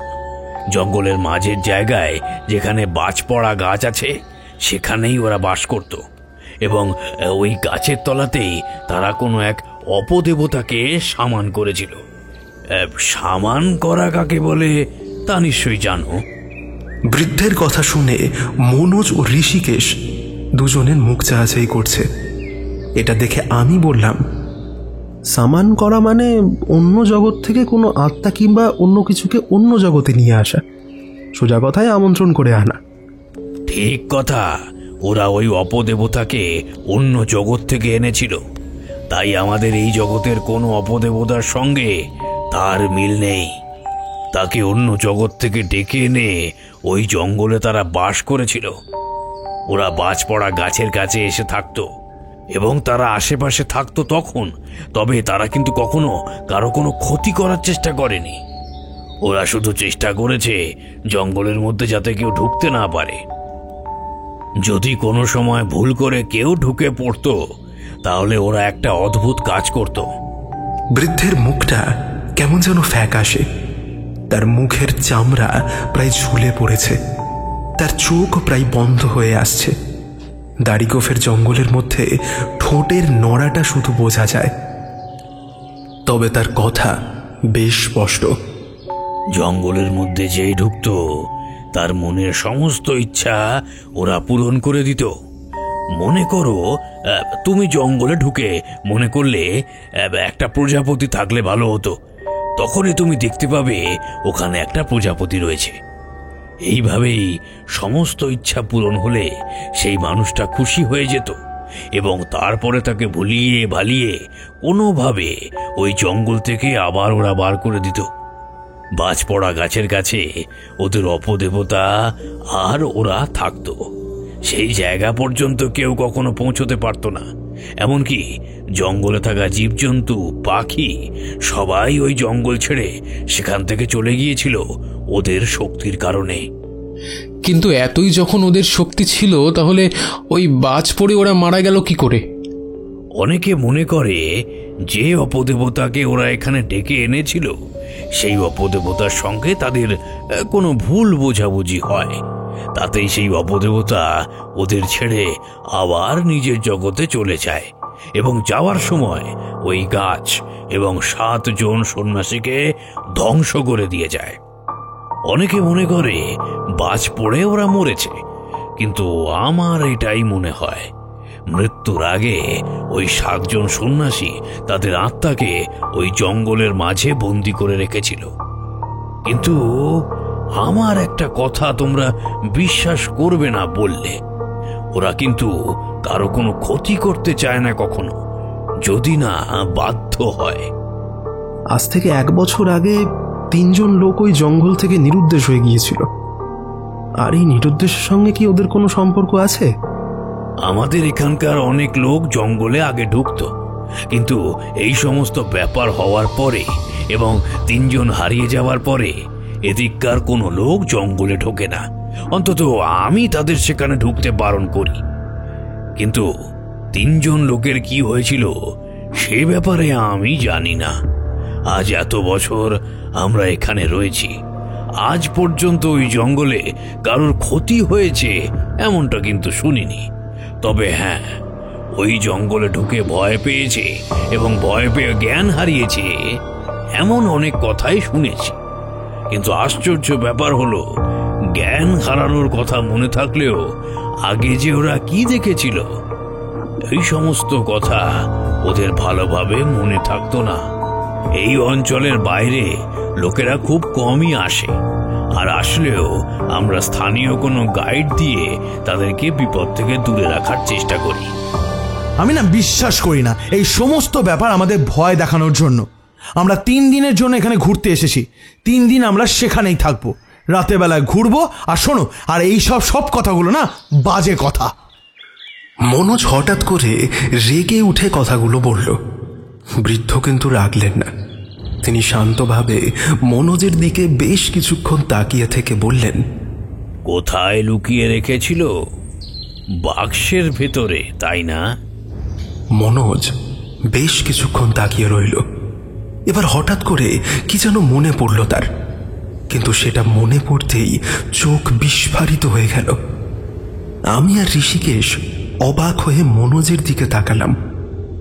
বৃদ্ধ আবার শান্ত গলায় বলে চলল, কিন্তু কোনো লাভ হলো না, লুকিয়ে রেখেও কোনো লাভ হলো না, তাই না? তারপরেও তো আবার লুকিয়েছিলে, তাই না? 2 বছর পর লুকিয়েছিলে ছোট বাক্সের মধ্যে করে। এবার কোথায় যেন? তখন তো তোমাদের দোতলা বাড়ি ছিল। দোতলা বাড়িতে উপরের তলার ছাদে যেখানে জলের ট্যাঙ্ক বসানো ছিল তার মধ্যে, তাই না? তাতেও তো কোনো লাভ হলো না, লাভ হবার ছিলও না। একটা কথা বিশ্বাস করবে, যখন যেটা হওয়ার তখন সেটা হবেই, সেটা তুমি আটকাতে পারবে না। আর যেটা সত্যি সেটাকে মেনে নিতে হবেই। তুমি 2 বার চেষ্টা করেও যেটা বদলাতে পারোনি, আজও সেটা পারবে না। মনোজ হঠাৎ করে কেমন যেন থম মেরে গেল। বৃদ্ধ এবার আমার দিকে তাকিয়ে বলল, আজ রাতটা তোমাদের ওখানেই থাকতে হবে।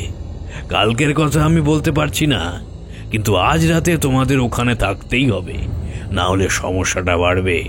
তবে হ্যাঁ, রাতের বেলা তাঁবুর দরজা যেন কোনোভাবে খোলা না থাকে। কথাটা বলে বৃদ্ধ অদ্ভুতভাবে মনোজের দিকে বেশ কিছুক্ষণ তাকিয়ে রইলেন। মনোজ কিন্তু মুখ থেকে আর কোনো কথা বলছে না, সেও একভাবে তাকিয়ে রয়েছে বৃদ্ধের দিকে। কিছুক্ষণ পরে আমরা সেখান থেকে বেরিয়ে এলাম। বিপিন তারপরে সূর্য ডোবার আগেই আমাদের তাঁবুতে পৌঁছে দিয়ে রাতের খাবারের যোগান দিয়ে সেখান থেকে চলে গেল। তাঁবুর ভেতরটা থমথমে। মোমবাতির আলো জ্বালিয়ে আমরা 3 জনেই চুপ করে বসে রয়েছি। প্রথম কথা বলল ঋষিকেশ, মনোজ, তুই ঠিক আছিস তো? কথাটা কেউ জানে না, জানিস তো? আমি ছাড়া আর কেউ জানে না, কেউ না। কখনো কাউকে আমি কথাগুলো বলিনি। লোকটা ঠিকই বলেছে, কিন্তু কি করে বললো বলতো? সেটাই তো বুঝতে পারছি না। এত বছর আগেকার একটা কথা এত নিখুঁতভাবে বলল, আমি তো নিজেই ভুলে গেছিলাম ব্যাপারটা। আমার কিন্তু মনে হলো লোকটার মধ্যে কিছু ক্ষমতা আছে। লোকটার চোখ দুটো ভালো করে লক্ষ্য করেছিলি? লোকটা যখন আমাদের সঙ্গে কথা বলছিল তখন তার চোখের দিকে আমি দেখছিলাম। লোকটা একবারও চোখের পাতা ফেলেনি। প্রায় 1 ঘন্টা আমরা ওখানে ছিলাম। 1 ঘন্টার মধ্যে লোকটা চোখের পাতা একবারও পড়েনি ভাই। অথচ আমরা যখন ঢুকেছিলাম তখন কিন্তু লোকটার চোখটা বন্ধ ছিল। এই সমস্ত কথা বাদ দে, আমি ওটা বলতেই চাইছি না। আমি বলছি তাঁবুর দরজা তো রাতের বেলা বন্ধই রাখবো, তাহলে লোকটা অমন করে বললো কেন? যেটা হবার সেটা হবেই। আর মনোজ তাঁবুর দরজার দিকে তাকিয়ে রয়েছে। তার মনের মধ্যে তখন কি চলছে বুঝতে পারছিলাম, কিন্তু ঘড়ির কাঁটা যখন 8টা বাজে তখনই আমরা রাতের খাওয়া দাওয়া শেষ করে নিলাম। তারপরে প্রথমে ভেবেছিলাম কথা বলতে বলতে রাতটা কাটিয়ে দেব, কিন্তু প্রায় 1টা নাগাদ সকলের ঘুম চলে এলো। আমরা ঘুমিয়ে পড়লাম। কখন ঘুমিয়ে পড়েছিলাম আমার নিজেরও মনে নেই।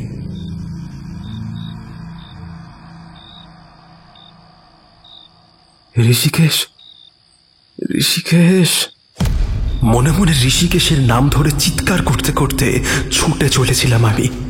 কোনো কিছুই মাথায় ঢুকছিল না, কিন্তু কিন্তু কোথাও কেউ নেই। সবাই যে কোথায় গেল? হলদে কুয়াশাটা ক্রমশ বাড়ছে, কিন্তু দূর থেকে সেই বাঁশের মতো শব্দটা আবার ভেসে আসছে আমার কানে। আমি আরো খানিকটা এগিয়ে যেতেই দেখতে পেলাম পথের মাঝখানে কে যেন মাটির উপরে পড়ে রয়েছে। কুয়াশায় তাকে ভালোভাবে দেখা যায়। ওটা মনোজ ছাড়া কেউ হতে পারে না। দ্রুত এগিয়ে গিয়ে মনোজের সামনে বসলাম। মনোজের গোটা শরীর রক্তাক্ত, যেন ধারালো কিছু দিয়ে ওর মাথা থেকে পা পর্যন্ত গোটা শরীর কেউ রক্তে ক্ষত বিক্ষত করেছে। মনোজকে কোনো রকমে তুলে ধরতেই মনোজ আস্তে আস্তে বলল, আমায় আমায় বাঁচা, আমায় আমায় বাঁচা, শয়তান শয়তান, আমায় বাঁচা, আমায় আমায় বাঁচা, আমায় বাঁচা, আমায় বাঁচা। তুই কিছু চিন্তা করিস না, আমি এক্ষুনি তোকে নিয়ে যাচ্ছি। তোকে এক্ষুনি আমি এখান থেকে নিয়ে যাব। কিন্তু ঋষিকেশ কোথায়? মনোজ যে একই কথা বলে চলেছে। তাকে মাটি থেকে তুলতে গেলাম, কিন্তু মনোজ এত ভারী হয়ে গেল কি করে? খুব ভারী মনে হচ্ছে তাকে। তাকে তাকে মাটি থেকে টেনে তুলতে পারছি না। মনোজের মুখের দিকে তাকাতেই কেঁপে উঠলাম আমি। তার গোটা মুখটা রক্তে ভরে গেছে। আর ঠিক তখনই সোজাসুজি তার মুখটার দিকে তাকাতেই আমি চমকে উঠলাম। মনোজ হাঁ হয়ে রয়েছে, আর তার মুখের ভেতরে যেন একটা লাল দুখানা চোখ আস্তে আস্তে বেরিয়ে আসছে। আবার চিৎকার করে মনোজকে ছেড়ে দিতেই আমি একটা অন্ধকারের মধ্যে তড়িয়ে গেলাম। যেন কুয়াশায় মনোজ আর সেই অদ্ভুত দুটো চোখ, সবকিছু কোথায় যেন মিলিয়ে গেল। গভীর একটা অন্ধকার। আর ঠিক তখনই একটা ব্যাপার বুঝতে পারলাম। কে যেন আমার কপালের উপরে হাত রেখেছে। আমি সঙ্গে সঙ্গে ধরফর করে উঠে বসতেই দেখলাম চারপাশে কোথাও কিছু নেই। জঙ্গলের মধ্যে একটা জায়গায় আমি পড়ে রয়েছি। আমি উঠে বসতেই বিপিন বলল, সবকিছু ঠিক আছে? বাকিরা কোথায়? জানি না, কিন্তু তুমি এ সময় কি করে এলে? আমি বুঝতে পেরেছিলাম তোমাদের কোনো বিপদ হতে পারে, তাই এখানে এসেছি। কিন্তু এখন এসব কথা বলার সময় নেই। জঙ্গলের মধ্যে এইভাবে বাইরে থাকাটা ঠিক নয়। তোমরা বাইরে বেরিয়ে বড় ভুল করেছো। তাড়াতাড়ি চলো, তাঁবুর ভেতরে গিয়ে ঢুকতে হবে। তাড়াতাড়ি চলো। বিপিনের হাত ধরে আমি কোনো রকমে সামনের দিকে এগিয়ে গেলাম। একটা ব্যাপার কিন্তু লক্ষ্য করলাম আমি। জঙ্গলে দৌড়াবার সময় পায়ে হাতের কাছে প্রচণ্ড ব্যথা অনুভব করছিলাম, কিন্তু এখন সেগুলো নেই। তাছাড়া গোটা শরীরটা কেমন যেন ক্লান্ত মনে হচ্ছে শুধু। বিপিনের সঙ্গে বেশ খানিকটা এগিয়ে আসতেই দেখতে পেলাম তাঁবুটাকে। ওই তো তাঁবু থেকে মাত্র কয়েক পা বাইরে গেছিলাম। এমনটা মনে হলো কেন যে অনেকটা ভেতরে চলে গিয়েছিলাম। বিপিন আমাকে তাঁবুর ভেতরে ঢুকতে বলল। ভেতরে ঢুকতেই ভেতর থেকে দরজাটা বন্ধ করে নিতে বলে বিপিন। তারপরে কোথায় যেন চলে গেল সে। বিপিন, তুমি কোথায় গেলে? বাইরে আর কোনো শব্দ নেই।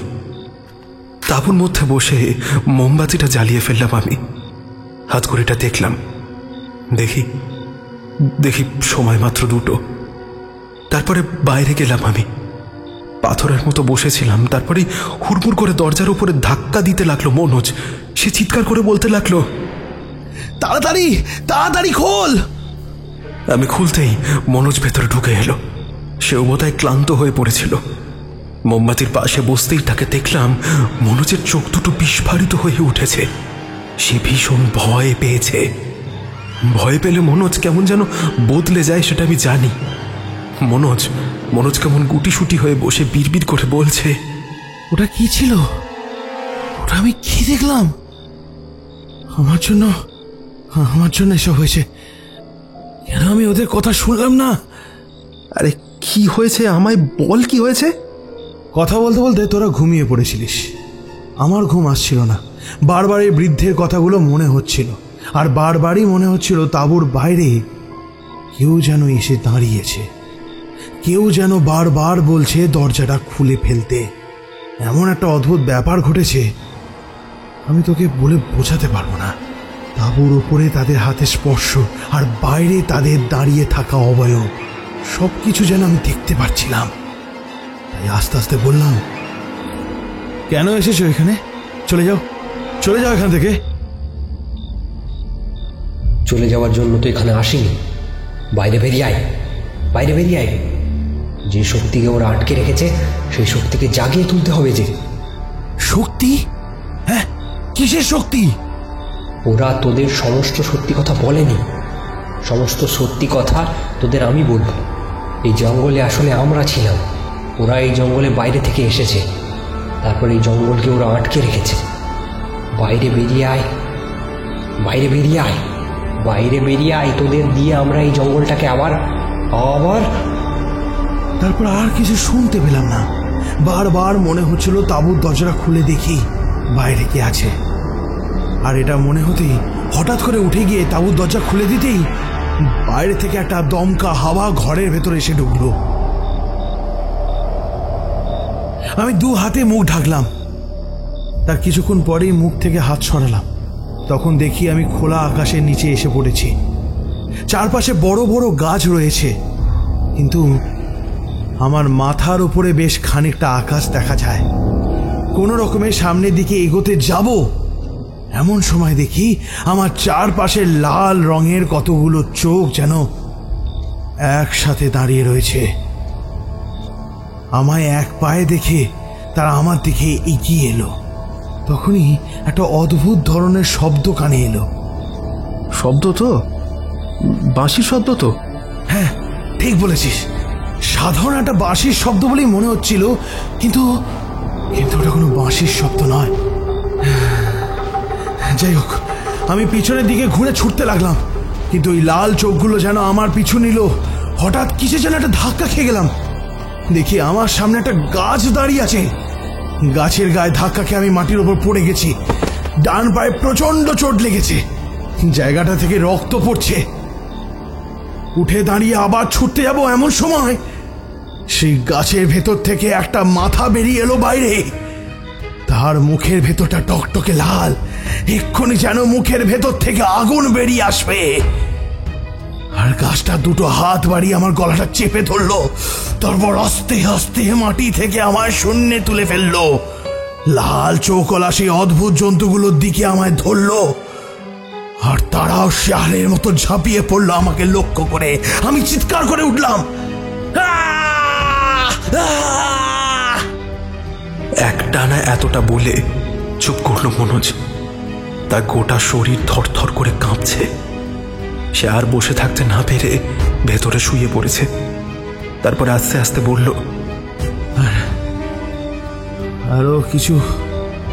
আরো কিছু হয়েছিল জানিস তো।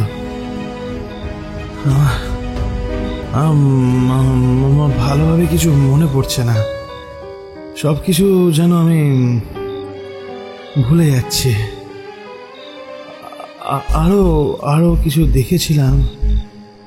একটা লোক, একটা অদ্ভুত লোক, যার পেটের ভেতর থেকে কতগুলো হাত বেরিয়ে এসে আমাকে জড়িয়ে ধরেছিল। আমায় ঢুকিয়ে ফেলার চেষ্টা করেছিল, কিন্তু তারপরে কেন। মনোজ ক্লান্ত হয়ে বোধহয় ঘুমিয়েই পড়েছিল। আমি ভাবার চেষ্টা করলাম আমার সাথে কি হয়েছিল, আর অবাক হয়ে গেলাম।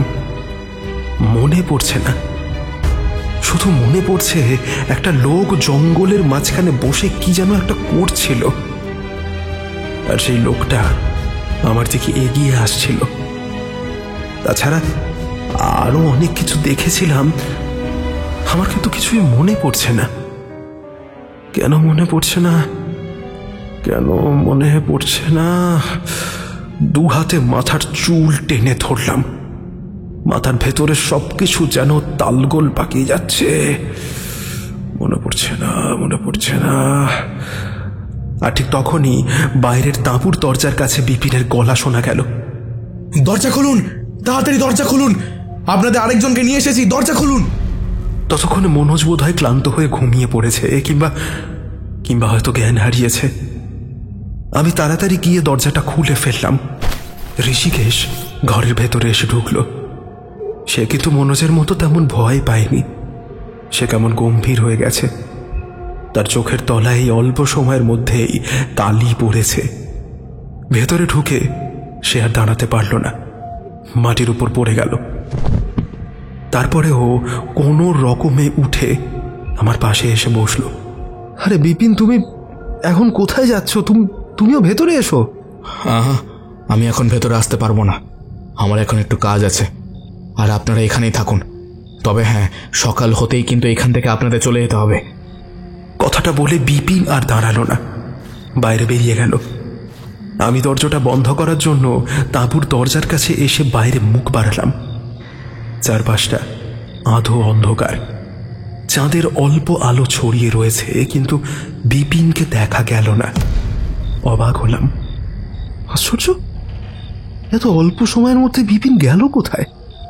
ভেতরে এসে দেখি মোমবাতির আলোর দিকে তাকিয়ে ঋষিকেশ বসে রয়েছে। আমি কিছুক্ষণ চুপ করে থেকে বললাম, কি হয়েছে? চুপ করে আছিস কেন? আর আমাদের সঙ্গে কি হয়েছিল বলতো? মনোজ তাঁবুর দরজাটা মনে হয় খুলে ফেলেছিল, আর তার জন্যই ওরা তাঁবুর ভেতরে ঢুকে আমাদের বাইরে বার করে নিয়ে গেছে। কিন্তু যদি ওরা আমাদের নিয়ে যায়, তাহলে আমাদের বাঁচালো কে? মানেটা কি? ওরা আমাদের নিয়ে গেল, আমাদের বাঁচালো মানে? বুঝতে পারছি না আমি কিছু। তুই কি বৃদ্ধ লোকটার কথা বিশ্বাস করেছিস? আচ্ছা, যদি লোকটার কথা বিশ্বাসই করি, তাহলে 7 জন তান্ত্রিকের কোনো একটা আত্মাই জঙ্গলে রয়েছে। কিন্তু আমাদের মারতে চাইলো কে, আর বাঁচালোই বা কে? আমরা সব কিছু সত্যিটা জানি না। আমি বুঝতে পারছি যে আমার সঙ্গে যা যা হয়েছে সব কিছু আমি ভুলে যাচ্ছি। শেষের যেটুকু মনে আছে সেইটুকুই তোকে বলি। শেষের দিকে আমার মনে আছে আমি একটা গাছের তলায় ছিলাম, সেই বাজ পড়া গাছটার তলায়। তবে এই বাজ পড়া গাছটা, এইটা কিন্তু তখনকার বাজ পড়া গাছটার মতো নয়। না না, এটা এটা এটা এটা এটা একটা সাধারণ গাছ। জঙ্গলের মধ্যে সবচেয়ে উঁচু ওই গাছটা। তার আশেপাশে 7 জন অদ্ভুত দর্শন লোক ছিল। তাদের সবার পরনে লম্বা আলখাল্লার মতো পোশাক, তাদের মাথায় চুল নেই, এমনকি দাড়ি গোঁফ পর্যন্ত নেই। তারা গাছটার চারপাশে গোল করে বসে রয়েছে। তাদের শরীর থেকে একটা উজ্জ্বল আলো বেরিয়ে আসছে। কালো কালো কতগুলো ছায়ামূর্তি এগিয়ে যাচ্ছে। তাদের শরীর থেকে বেরিয়ে আসা আলোগুলো ওই কালো ছায়ার মধ্যে গিয়ে সামনের দিকে এগোতে দিচ্ছে না। আমি যে গাছটার তলায় ছিলাম সেটা ওই গাছটা নয়, অন্য একটা গাছ। আশেপাশে অনেকগুলো গাছ ছিল তখন। আমার মনে হচ্ছে যেখানে আমরা সকলে গিয়েছিলাম, চারপাশটা ফাঁকা দেখেছিলাম, সেখানে আরও গাছ ছিল। গাছের সঙ্গে আমায় কেউ শক্ত করে বেঁধে রেখেছে। আর একটা অদ্ভুত লম্বা লোক, অদ্ভুত লম্বা একটা তলোয়ার নিয়ে কিছু একটা এনে আমার গলার কাছটায় ঢুকিয়ে দিল। আমি চিৎকার করে উঠলাম। সর্বনাশ! তারপরে কি হলো? তারপরে ওই অদ্ভুত লম্বা লোকটা তলোয়ারটা দিয়ে আমার বুকের কাছটা একটা গর্ত করে হৃৎপিণ্ডটাকে টেনে বাইরে পার করার চেষ্টা করতে লাগলো। অবাক হয়ে দেখলাম আমার হৃৎপিণ্ডটা লোকটা প্রায় বার করে ফেলেছে। অথচ আশ্চর্য ব্যাপার, আমার প্রচণ্ড যন্ত্রণা হলেও আমি কখনো জ্ঞান হারাইনি, কখনো না। জীবিত মানুষের বুকের ভেতর থেকে হৃৎপিণ্ড কেউ বার করে ফেলতে পারে, এইটা আমার জানা ছিল না। ততক্ষণে লোকের আশেপাশে আরো কতগুলো লোক জড়ো হয়ে এসছে। অবাক হয়ে দেখলাম তাদের কারো চোখ, নাক, মুখ কিচ্ছু নেই, না কিছু নেই। শুধু মাথার ঠিক মাঝামাঝি জায়গায় একটা অদ্ভুত গোল মুখের মতো, আর সেই মুখের ভেতর থেকে কি যেন একটা তরলের মতো আস্তে আস্তে বেরিয়ে আসছে। আমারও যেন মনে পড়ছে এমন কিছু একটা আমিও দেখেছিলাম। তার মানে কি আরাকানের এই জঙ্গলে? কিন্তু এই আরাকানের জঙ্গলে আছেটা কি? বিপিন আমাদের কোনো একটা মিথ্যে কথা বলেছে। বৃদ্ধ লোকটা সব কথা বলেনি। ভাই আমি কিচ্ছু বুঝতে পারছি না কি হচ্ছে আমাদের সাথে। I am just unpredictable. আমি বোধহয় বুঝতে পারছি ওই 3 জন লোকের সাথে এক্স্যাক্টলি কি হয়েছিল। 3 জন লোক শুধু নিরুদ্দেশ হয়ে যায়নি, ওদের 3 জনের শরীরটাকে কোনোভাবে এই জঙ্গলের কোনো একটা খারাপ শক্তি নিজেদের কাজে লাগিয়েছে। তাই তাদের শরীর আর খুঁজে পাওয়াই যায়নি। কিন্তু আমার মনে হয় নিশ্চয়ই তাদের মধ্যে এমন কিছু ছিল যার জন্য। ঋষিকেশ তার কথা শেষ করল না। বাকি রাতটা আমরা প্রায় জেগেই কাটিয়ে দিলাম, কিন্তু মনোজ ঘুমিয়ে পড়েছিল। ঘুমের মধ্যে সে বিড়বিড় করছিল।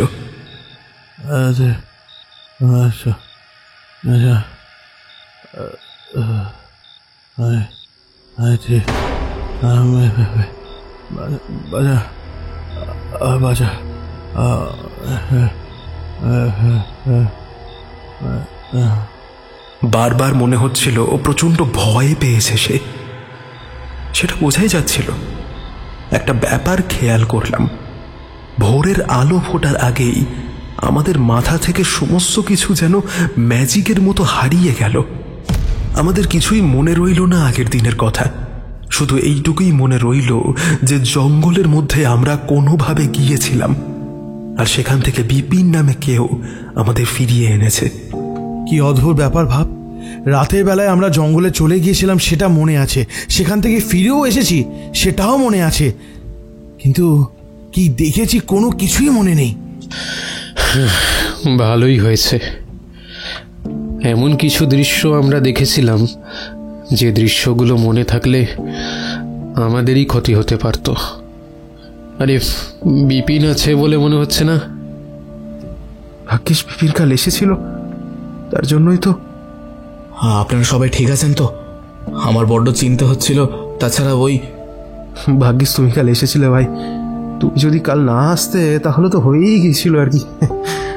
আমাদের আর দেখতে পেতে বলে মনে হয় না। আপনি কি বলছেন? আমি কাল রাতে এসেছিলাম? আমার এত সাহস কোথায়? আমি কেন? এই গ্রামের কেউ রাতের অন্ধকারে জঙ্গলে ঢোকার সাহস পর্যন্ত করতে পারবে না। তুমি আসোনি? কিন্তু তুমি তো আমাদের 3 জনকে জঙ্গলের ভেতর থেকে বাঁচিয়ে নিয়ে এলে, বললে বাকিটা এই তাঁবুর ভেতরেই থাকতে। বিপিন দেখো, আমাদের সাথে মশকরা করো না। তুমি কাল রাতে আমাদের বাঁচিয়ে নিয়ে এসেছো। সত্যি কথা বলতে, কাল রাতে তুমি আমাদের যেভাবে বাঁচিয়ে এনেছো ওখান থেকে, আর যে বেঁচে ফিরতে পারবো সেটা ভাবতে পারিনি। কিন্তু এখন এমন কেন করছো? শুধু ঋষিকেশ কোনো কথা বলল না, একভাবে তাকিয়ে রইল বিপিনের দিকে। বৃদ্ধ অনেকক্ষণ চুপ করে বসেছিলেন। আমি, ঋষিকেশ আর মনোজ যেন বেশ উত্তেজিত হয়ে পড়েছিলাম। মনোজ এমনিতেই চঞ্চল প্রকৃতির। ঋষিকেশ শান্ত হয়ে বসে থাকলেও বোঝা যাচ্ছিল সে বেশ কৌতূহলী হয়ে পড়েছে। থাকতে না পেরে আমি বললাম, আচ্ছা ওই জঙ্গলে আছেটা কি? আপনি আমাদের সমস্ত কথা খুলে বলেননি আগের দিন, তাই না? কাল রাতে বিপিন আমাদের সাহায্য করেছিল, অথচ আজ সকালে বিপিন যখন আমাদের আনতে গেল তখন সে বলছে সে নাকি জঙ্গলে যায়নি। বিপিন কেন? এখানকার লোকেরা মরে গেলেও রাতের বেলা ওই জঙ্গলে কেউ যাবে না। ভোরের সূর্য ওঠার আগে ওই জঙ্গলে কেউ প্রবেশ করবার সাহস করতে পারবে না। তোমাদের একটা কথা আমরা বলিনি, তাহলে তোমরা আরো ভয় পেতে। ওই জঙ্গলের একটা আশ্চর্য ক্ষমতা আছে। ওই জঙ্গল যে কোনো মানুষকে নিজের কাছে টেনে নিয়ে যায় এবং তাকে কোথায় যে হারিয়ে ফেলে সে কথা কেউ জানে না। অনেকে মনে করে ওই জঙ্গলের মধ্যে কোনো অপশক্তি আছে। অনেক বছর আগে যেই মানুষ ওই জঙ্গলে ঢুকতো সেই মানুষই হারিয়ে যেত এবং তারা ওই জঙ্গলের মাঝে গাছ হয়ে যেত। তারপর ওই 7 জন তান্ত্রিক সেখানে আসে। তারা ওখানে এসে কোনো একটা অপদেবতাকে ওই জঙ্গলের একটা গাছের মাঝে সামান করেছিল। সে কথা ঠিক, কিন্তু অপদেবতা কারোর ক্ষতি করত না। আর ওই জঙ্গলকে আসলে ওরা বাঁচানোর জন্যই এসেছিল। জঙ্গলের যে শক্তি ছিল সেই শক্তিকে ওরা আটকে রেখেছিল, এমনকি মৃত্যুর পরেও তাদের আত্মা ওই জঙ্গলকে আটকে রাখে। কাল রাতে বিপিনের রূপ নিয়ে যে তোমাদের বাঁচিয়ে দিয়ে গিয়েছিল সে হয়তো সেই 7 জনের মধ্যে কোনো একজন। তোমরা যে সমস্ত কিছু দেখেছ সে সমস্ত আসলে তাদেরই তৈরি করা কোনো মায়াজালে ওরা তোমাদের আটকাতে চেয়েছিল। কিন্তু যদি ওটা ওদেরই মায়াজাল হয় তাহলে আমাদের এত ভয় দেখাবার কি ছিল? এখনো বুঝতে পারছো না? তোমরা কোনো একটা ঘোরের মধ্যে ঘুমন্ত অবস্থাতেই এমন কোথাও চলে যেতে যেখান থেকে আর কখনো ফিরে আসতে পারতে না। ওই 3 জনের মতো তোমরাও হারিয়ে যেতে। তোমরা বেঁচে ফিরে এসেছো কারণ তোমাদের মধ্যে আমি সেই শক্তি দেখেছিলাম। সেই শক্তির জন্যই ওরা তোমাদের সঙ্গে যোগাযোগ করতে পেরেছিল। তার মানে আপনি বলতে চাইছেন এই 3 জন যে হারিয়ে গেছে তাদের পেছনে জঙ্গলের শক্তি রয়েছে? 2-3 জনের মধ্যে এমন কি ছিল যার জন্য ওরা হারিয়ে গিয়েছে? ওদের মধ্যে এমন কিছুই ছিল না, তাই ওই শক্তির মনে হয়েছে ওদের 3 জনকে রক্ষা করে কোনো লাভ হবে না। হতে পারে তাদের মধ্যে কোনো খারাপ ক্ষমতা ছিল, কিংবা তারা এমন কোনো খারাপ কাজ করেছিল যে এই পৃথিবীর জন্য তা ভালো নয়। আশা করি তোমরা বুঝতে পারছো আমি কি বলতে চাইছি। ওই জঙ্গল এখনো ভালো। আমি তাই বারবার আপনাদের বলেছিলাম আপনাদের কোনো ক্ষতি হবে না, শুধু রাতের বেলা বাইরে বেরোবেন না। আসলে রাতের বেলা জঙ্গলের নিজের ক্ষমতাটা বেড়ে যায়, তাই তারা তখন অনেককে টেনে নিয়ে যাওয়ার চেষ্টা করে। কিন্তু ওরা যতদিন আছে ততদিন কেউ যেতে। বিপিন তার কথা শেষ করল না, তবে আমরা বুঝতে পারলাম আসলে বিপিন কি বলতে চাইছে। আর আশ্চর্যের ব্যাপার, ততক্ষণে আমরা সেই সমস্ত কিছু যেন আরো ভুলে গিয়েছিলাম। কাল রাতে যে আমরা কি দেখেছিলাম তার 1% আমাদের মাথায় ছিল না। বাকি একটা দিন আমরা বিপিনের বাড়িতেই কাটিয়ে দিয়েছিলাম। পরদিন সকালে গাড়ি চলে আসলে আমরা সেই গাড়ি করে রওনা দিই আমাদের গন্তব্যের উদ্দেশ্যে। যাওয়ার আগেই ঋষিকেশ অনেকক্ষণ বৃদ্ধের সাথে কথা বলেছিল, সে সমস্ত আমার মনে নেই। তবে আমার নতুন উপন্যাসের জন্য বেশ ভালো একটা প্লট আমি জোগাড় করতে পেরেছিলাম। এটাও ঠিক করে রেখেছিলাম যে উপন্যাসের নাম দেব আরাকানের জঙ্গলে। তবে মনোজ পথে খানিকটা গম্ভীর থাকলেও পরে সমস্তটাই স্বাভাবিক হয়ে এসেছিল। বুঝতে পেরেছিলাম পৃথিবীতে এমন কিছু শক্তি এখনো আছে যার ধারণা করা আমাদের পক্ষে সম্ভব নয়। খবরটা যে আমায় দিয়েছিল তিনি ভুল জায়গার খবর দেননি। এমন কয়েকটা স্থানে ঘুরতে পারলেই আমার উপন্যাসগুলো রমরমিয়ে যে বাজারে চলবে সেটাও বোঝা যাচ্ছিল। আসাম ছেড়ে সেদিন রাতেই আমরা রওনা দিলাম কলকাতার উদ্দেশ্যে।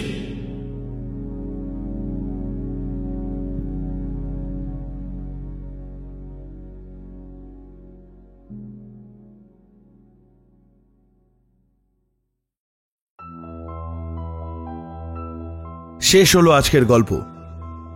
সুকান্ত দাসের কলমে ট্রাই ভৌতিক অভিযান সিরিজের 4র্থতম গল্প আরাকানের জঙ্গলে। আজকের গল্প পাঠে এবং প্রধান চরিত্রে আসঞ্জন, অন্যান্য প্রধান চরিত্রে নীল এবং আমি ঋদ্ধি, অন্যান্য চরিত্রে বিপুল, সৌমিক এবং পার্থ, স্ক্রিপ্টিং সুচেতা, বিশেষ সহযোগিতায় দিশানি। এই সুন্দর প্রচ্ছদটা করেছে কৃষ্ণেন্দু, আবহ এবং শব্দগ্রহণ সায়ন, সহযোগী সম্পাদনা নীলাভ, ভিডিওগ্রাফিক্স হানাবাড়ি প্রোডাকশন, পরিবেশনা ও পরিচালনায় টিম হানাবাড়ি। তাহলে বন্ধু, কেমন লাগলো আজকের গল্প? জানাও তোমাদের মতামত আমাদের কমেন্ট বক্সে। আর তোমরা তো জানো আমরা কিন্তু প্রত্যেকটা কমেন্টে রিপ্লাই ব্যাক করি। আর যদি গল্পটা ভালো লেগে থাকে তাহলে অবশ্যই লাইক করে দিতে হবে এবং শেয়ার করে দিতে হবে তোমাদের আত্মীয় স্বজন এবং বন্ধু বান্ধবের কাছে, এবং তাদেরকে বলতে হবে আমাদের হানাবাড়ি ইউটিউব চ্যানেলটা যেন তারা সাবস্ক্রাইব করে পাশে রাখা বেল আইকন ক্লিক করে অল করে দেয়, যাতে আমাদের নতুন কোনো ভিডিও এলে সবার আগে তাদের কাছেও নোটিফিকেশন পৌঁছে যায়। তোমাদের জন্য খুব তাড়াতাড়ি আসতে চলেছে অভিক অর্জুন দত্তের একটি ভয়ঙ্কর ভৌতিক গল্প, আর ওই গল্পে রয়েছে আরো আরো নতুন নতুন চমক জানতে পারবে খুব তাড়াতাড়ি। আর এই চমকগুলো জানতে গেলে তো আমাদের চ্যানেলটা সাবস্ক্রাইব করতেই হবে। তাহলে আর দেরি করো না, তাড়াতাড়ি সাবস্ক্রাইব করে না। তাহলে বন্ধু, আজ এই পর্যন্তই। দেখা হচ্ছে পরবর্তী কোনো গল্পে। ততদিন ভালো থেকো, সুস্থ থেকো, হানাবাড়ি পাশে থেকো, সাবধানে থেকো আর ভয় থেকো। শুভরাত্রি।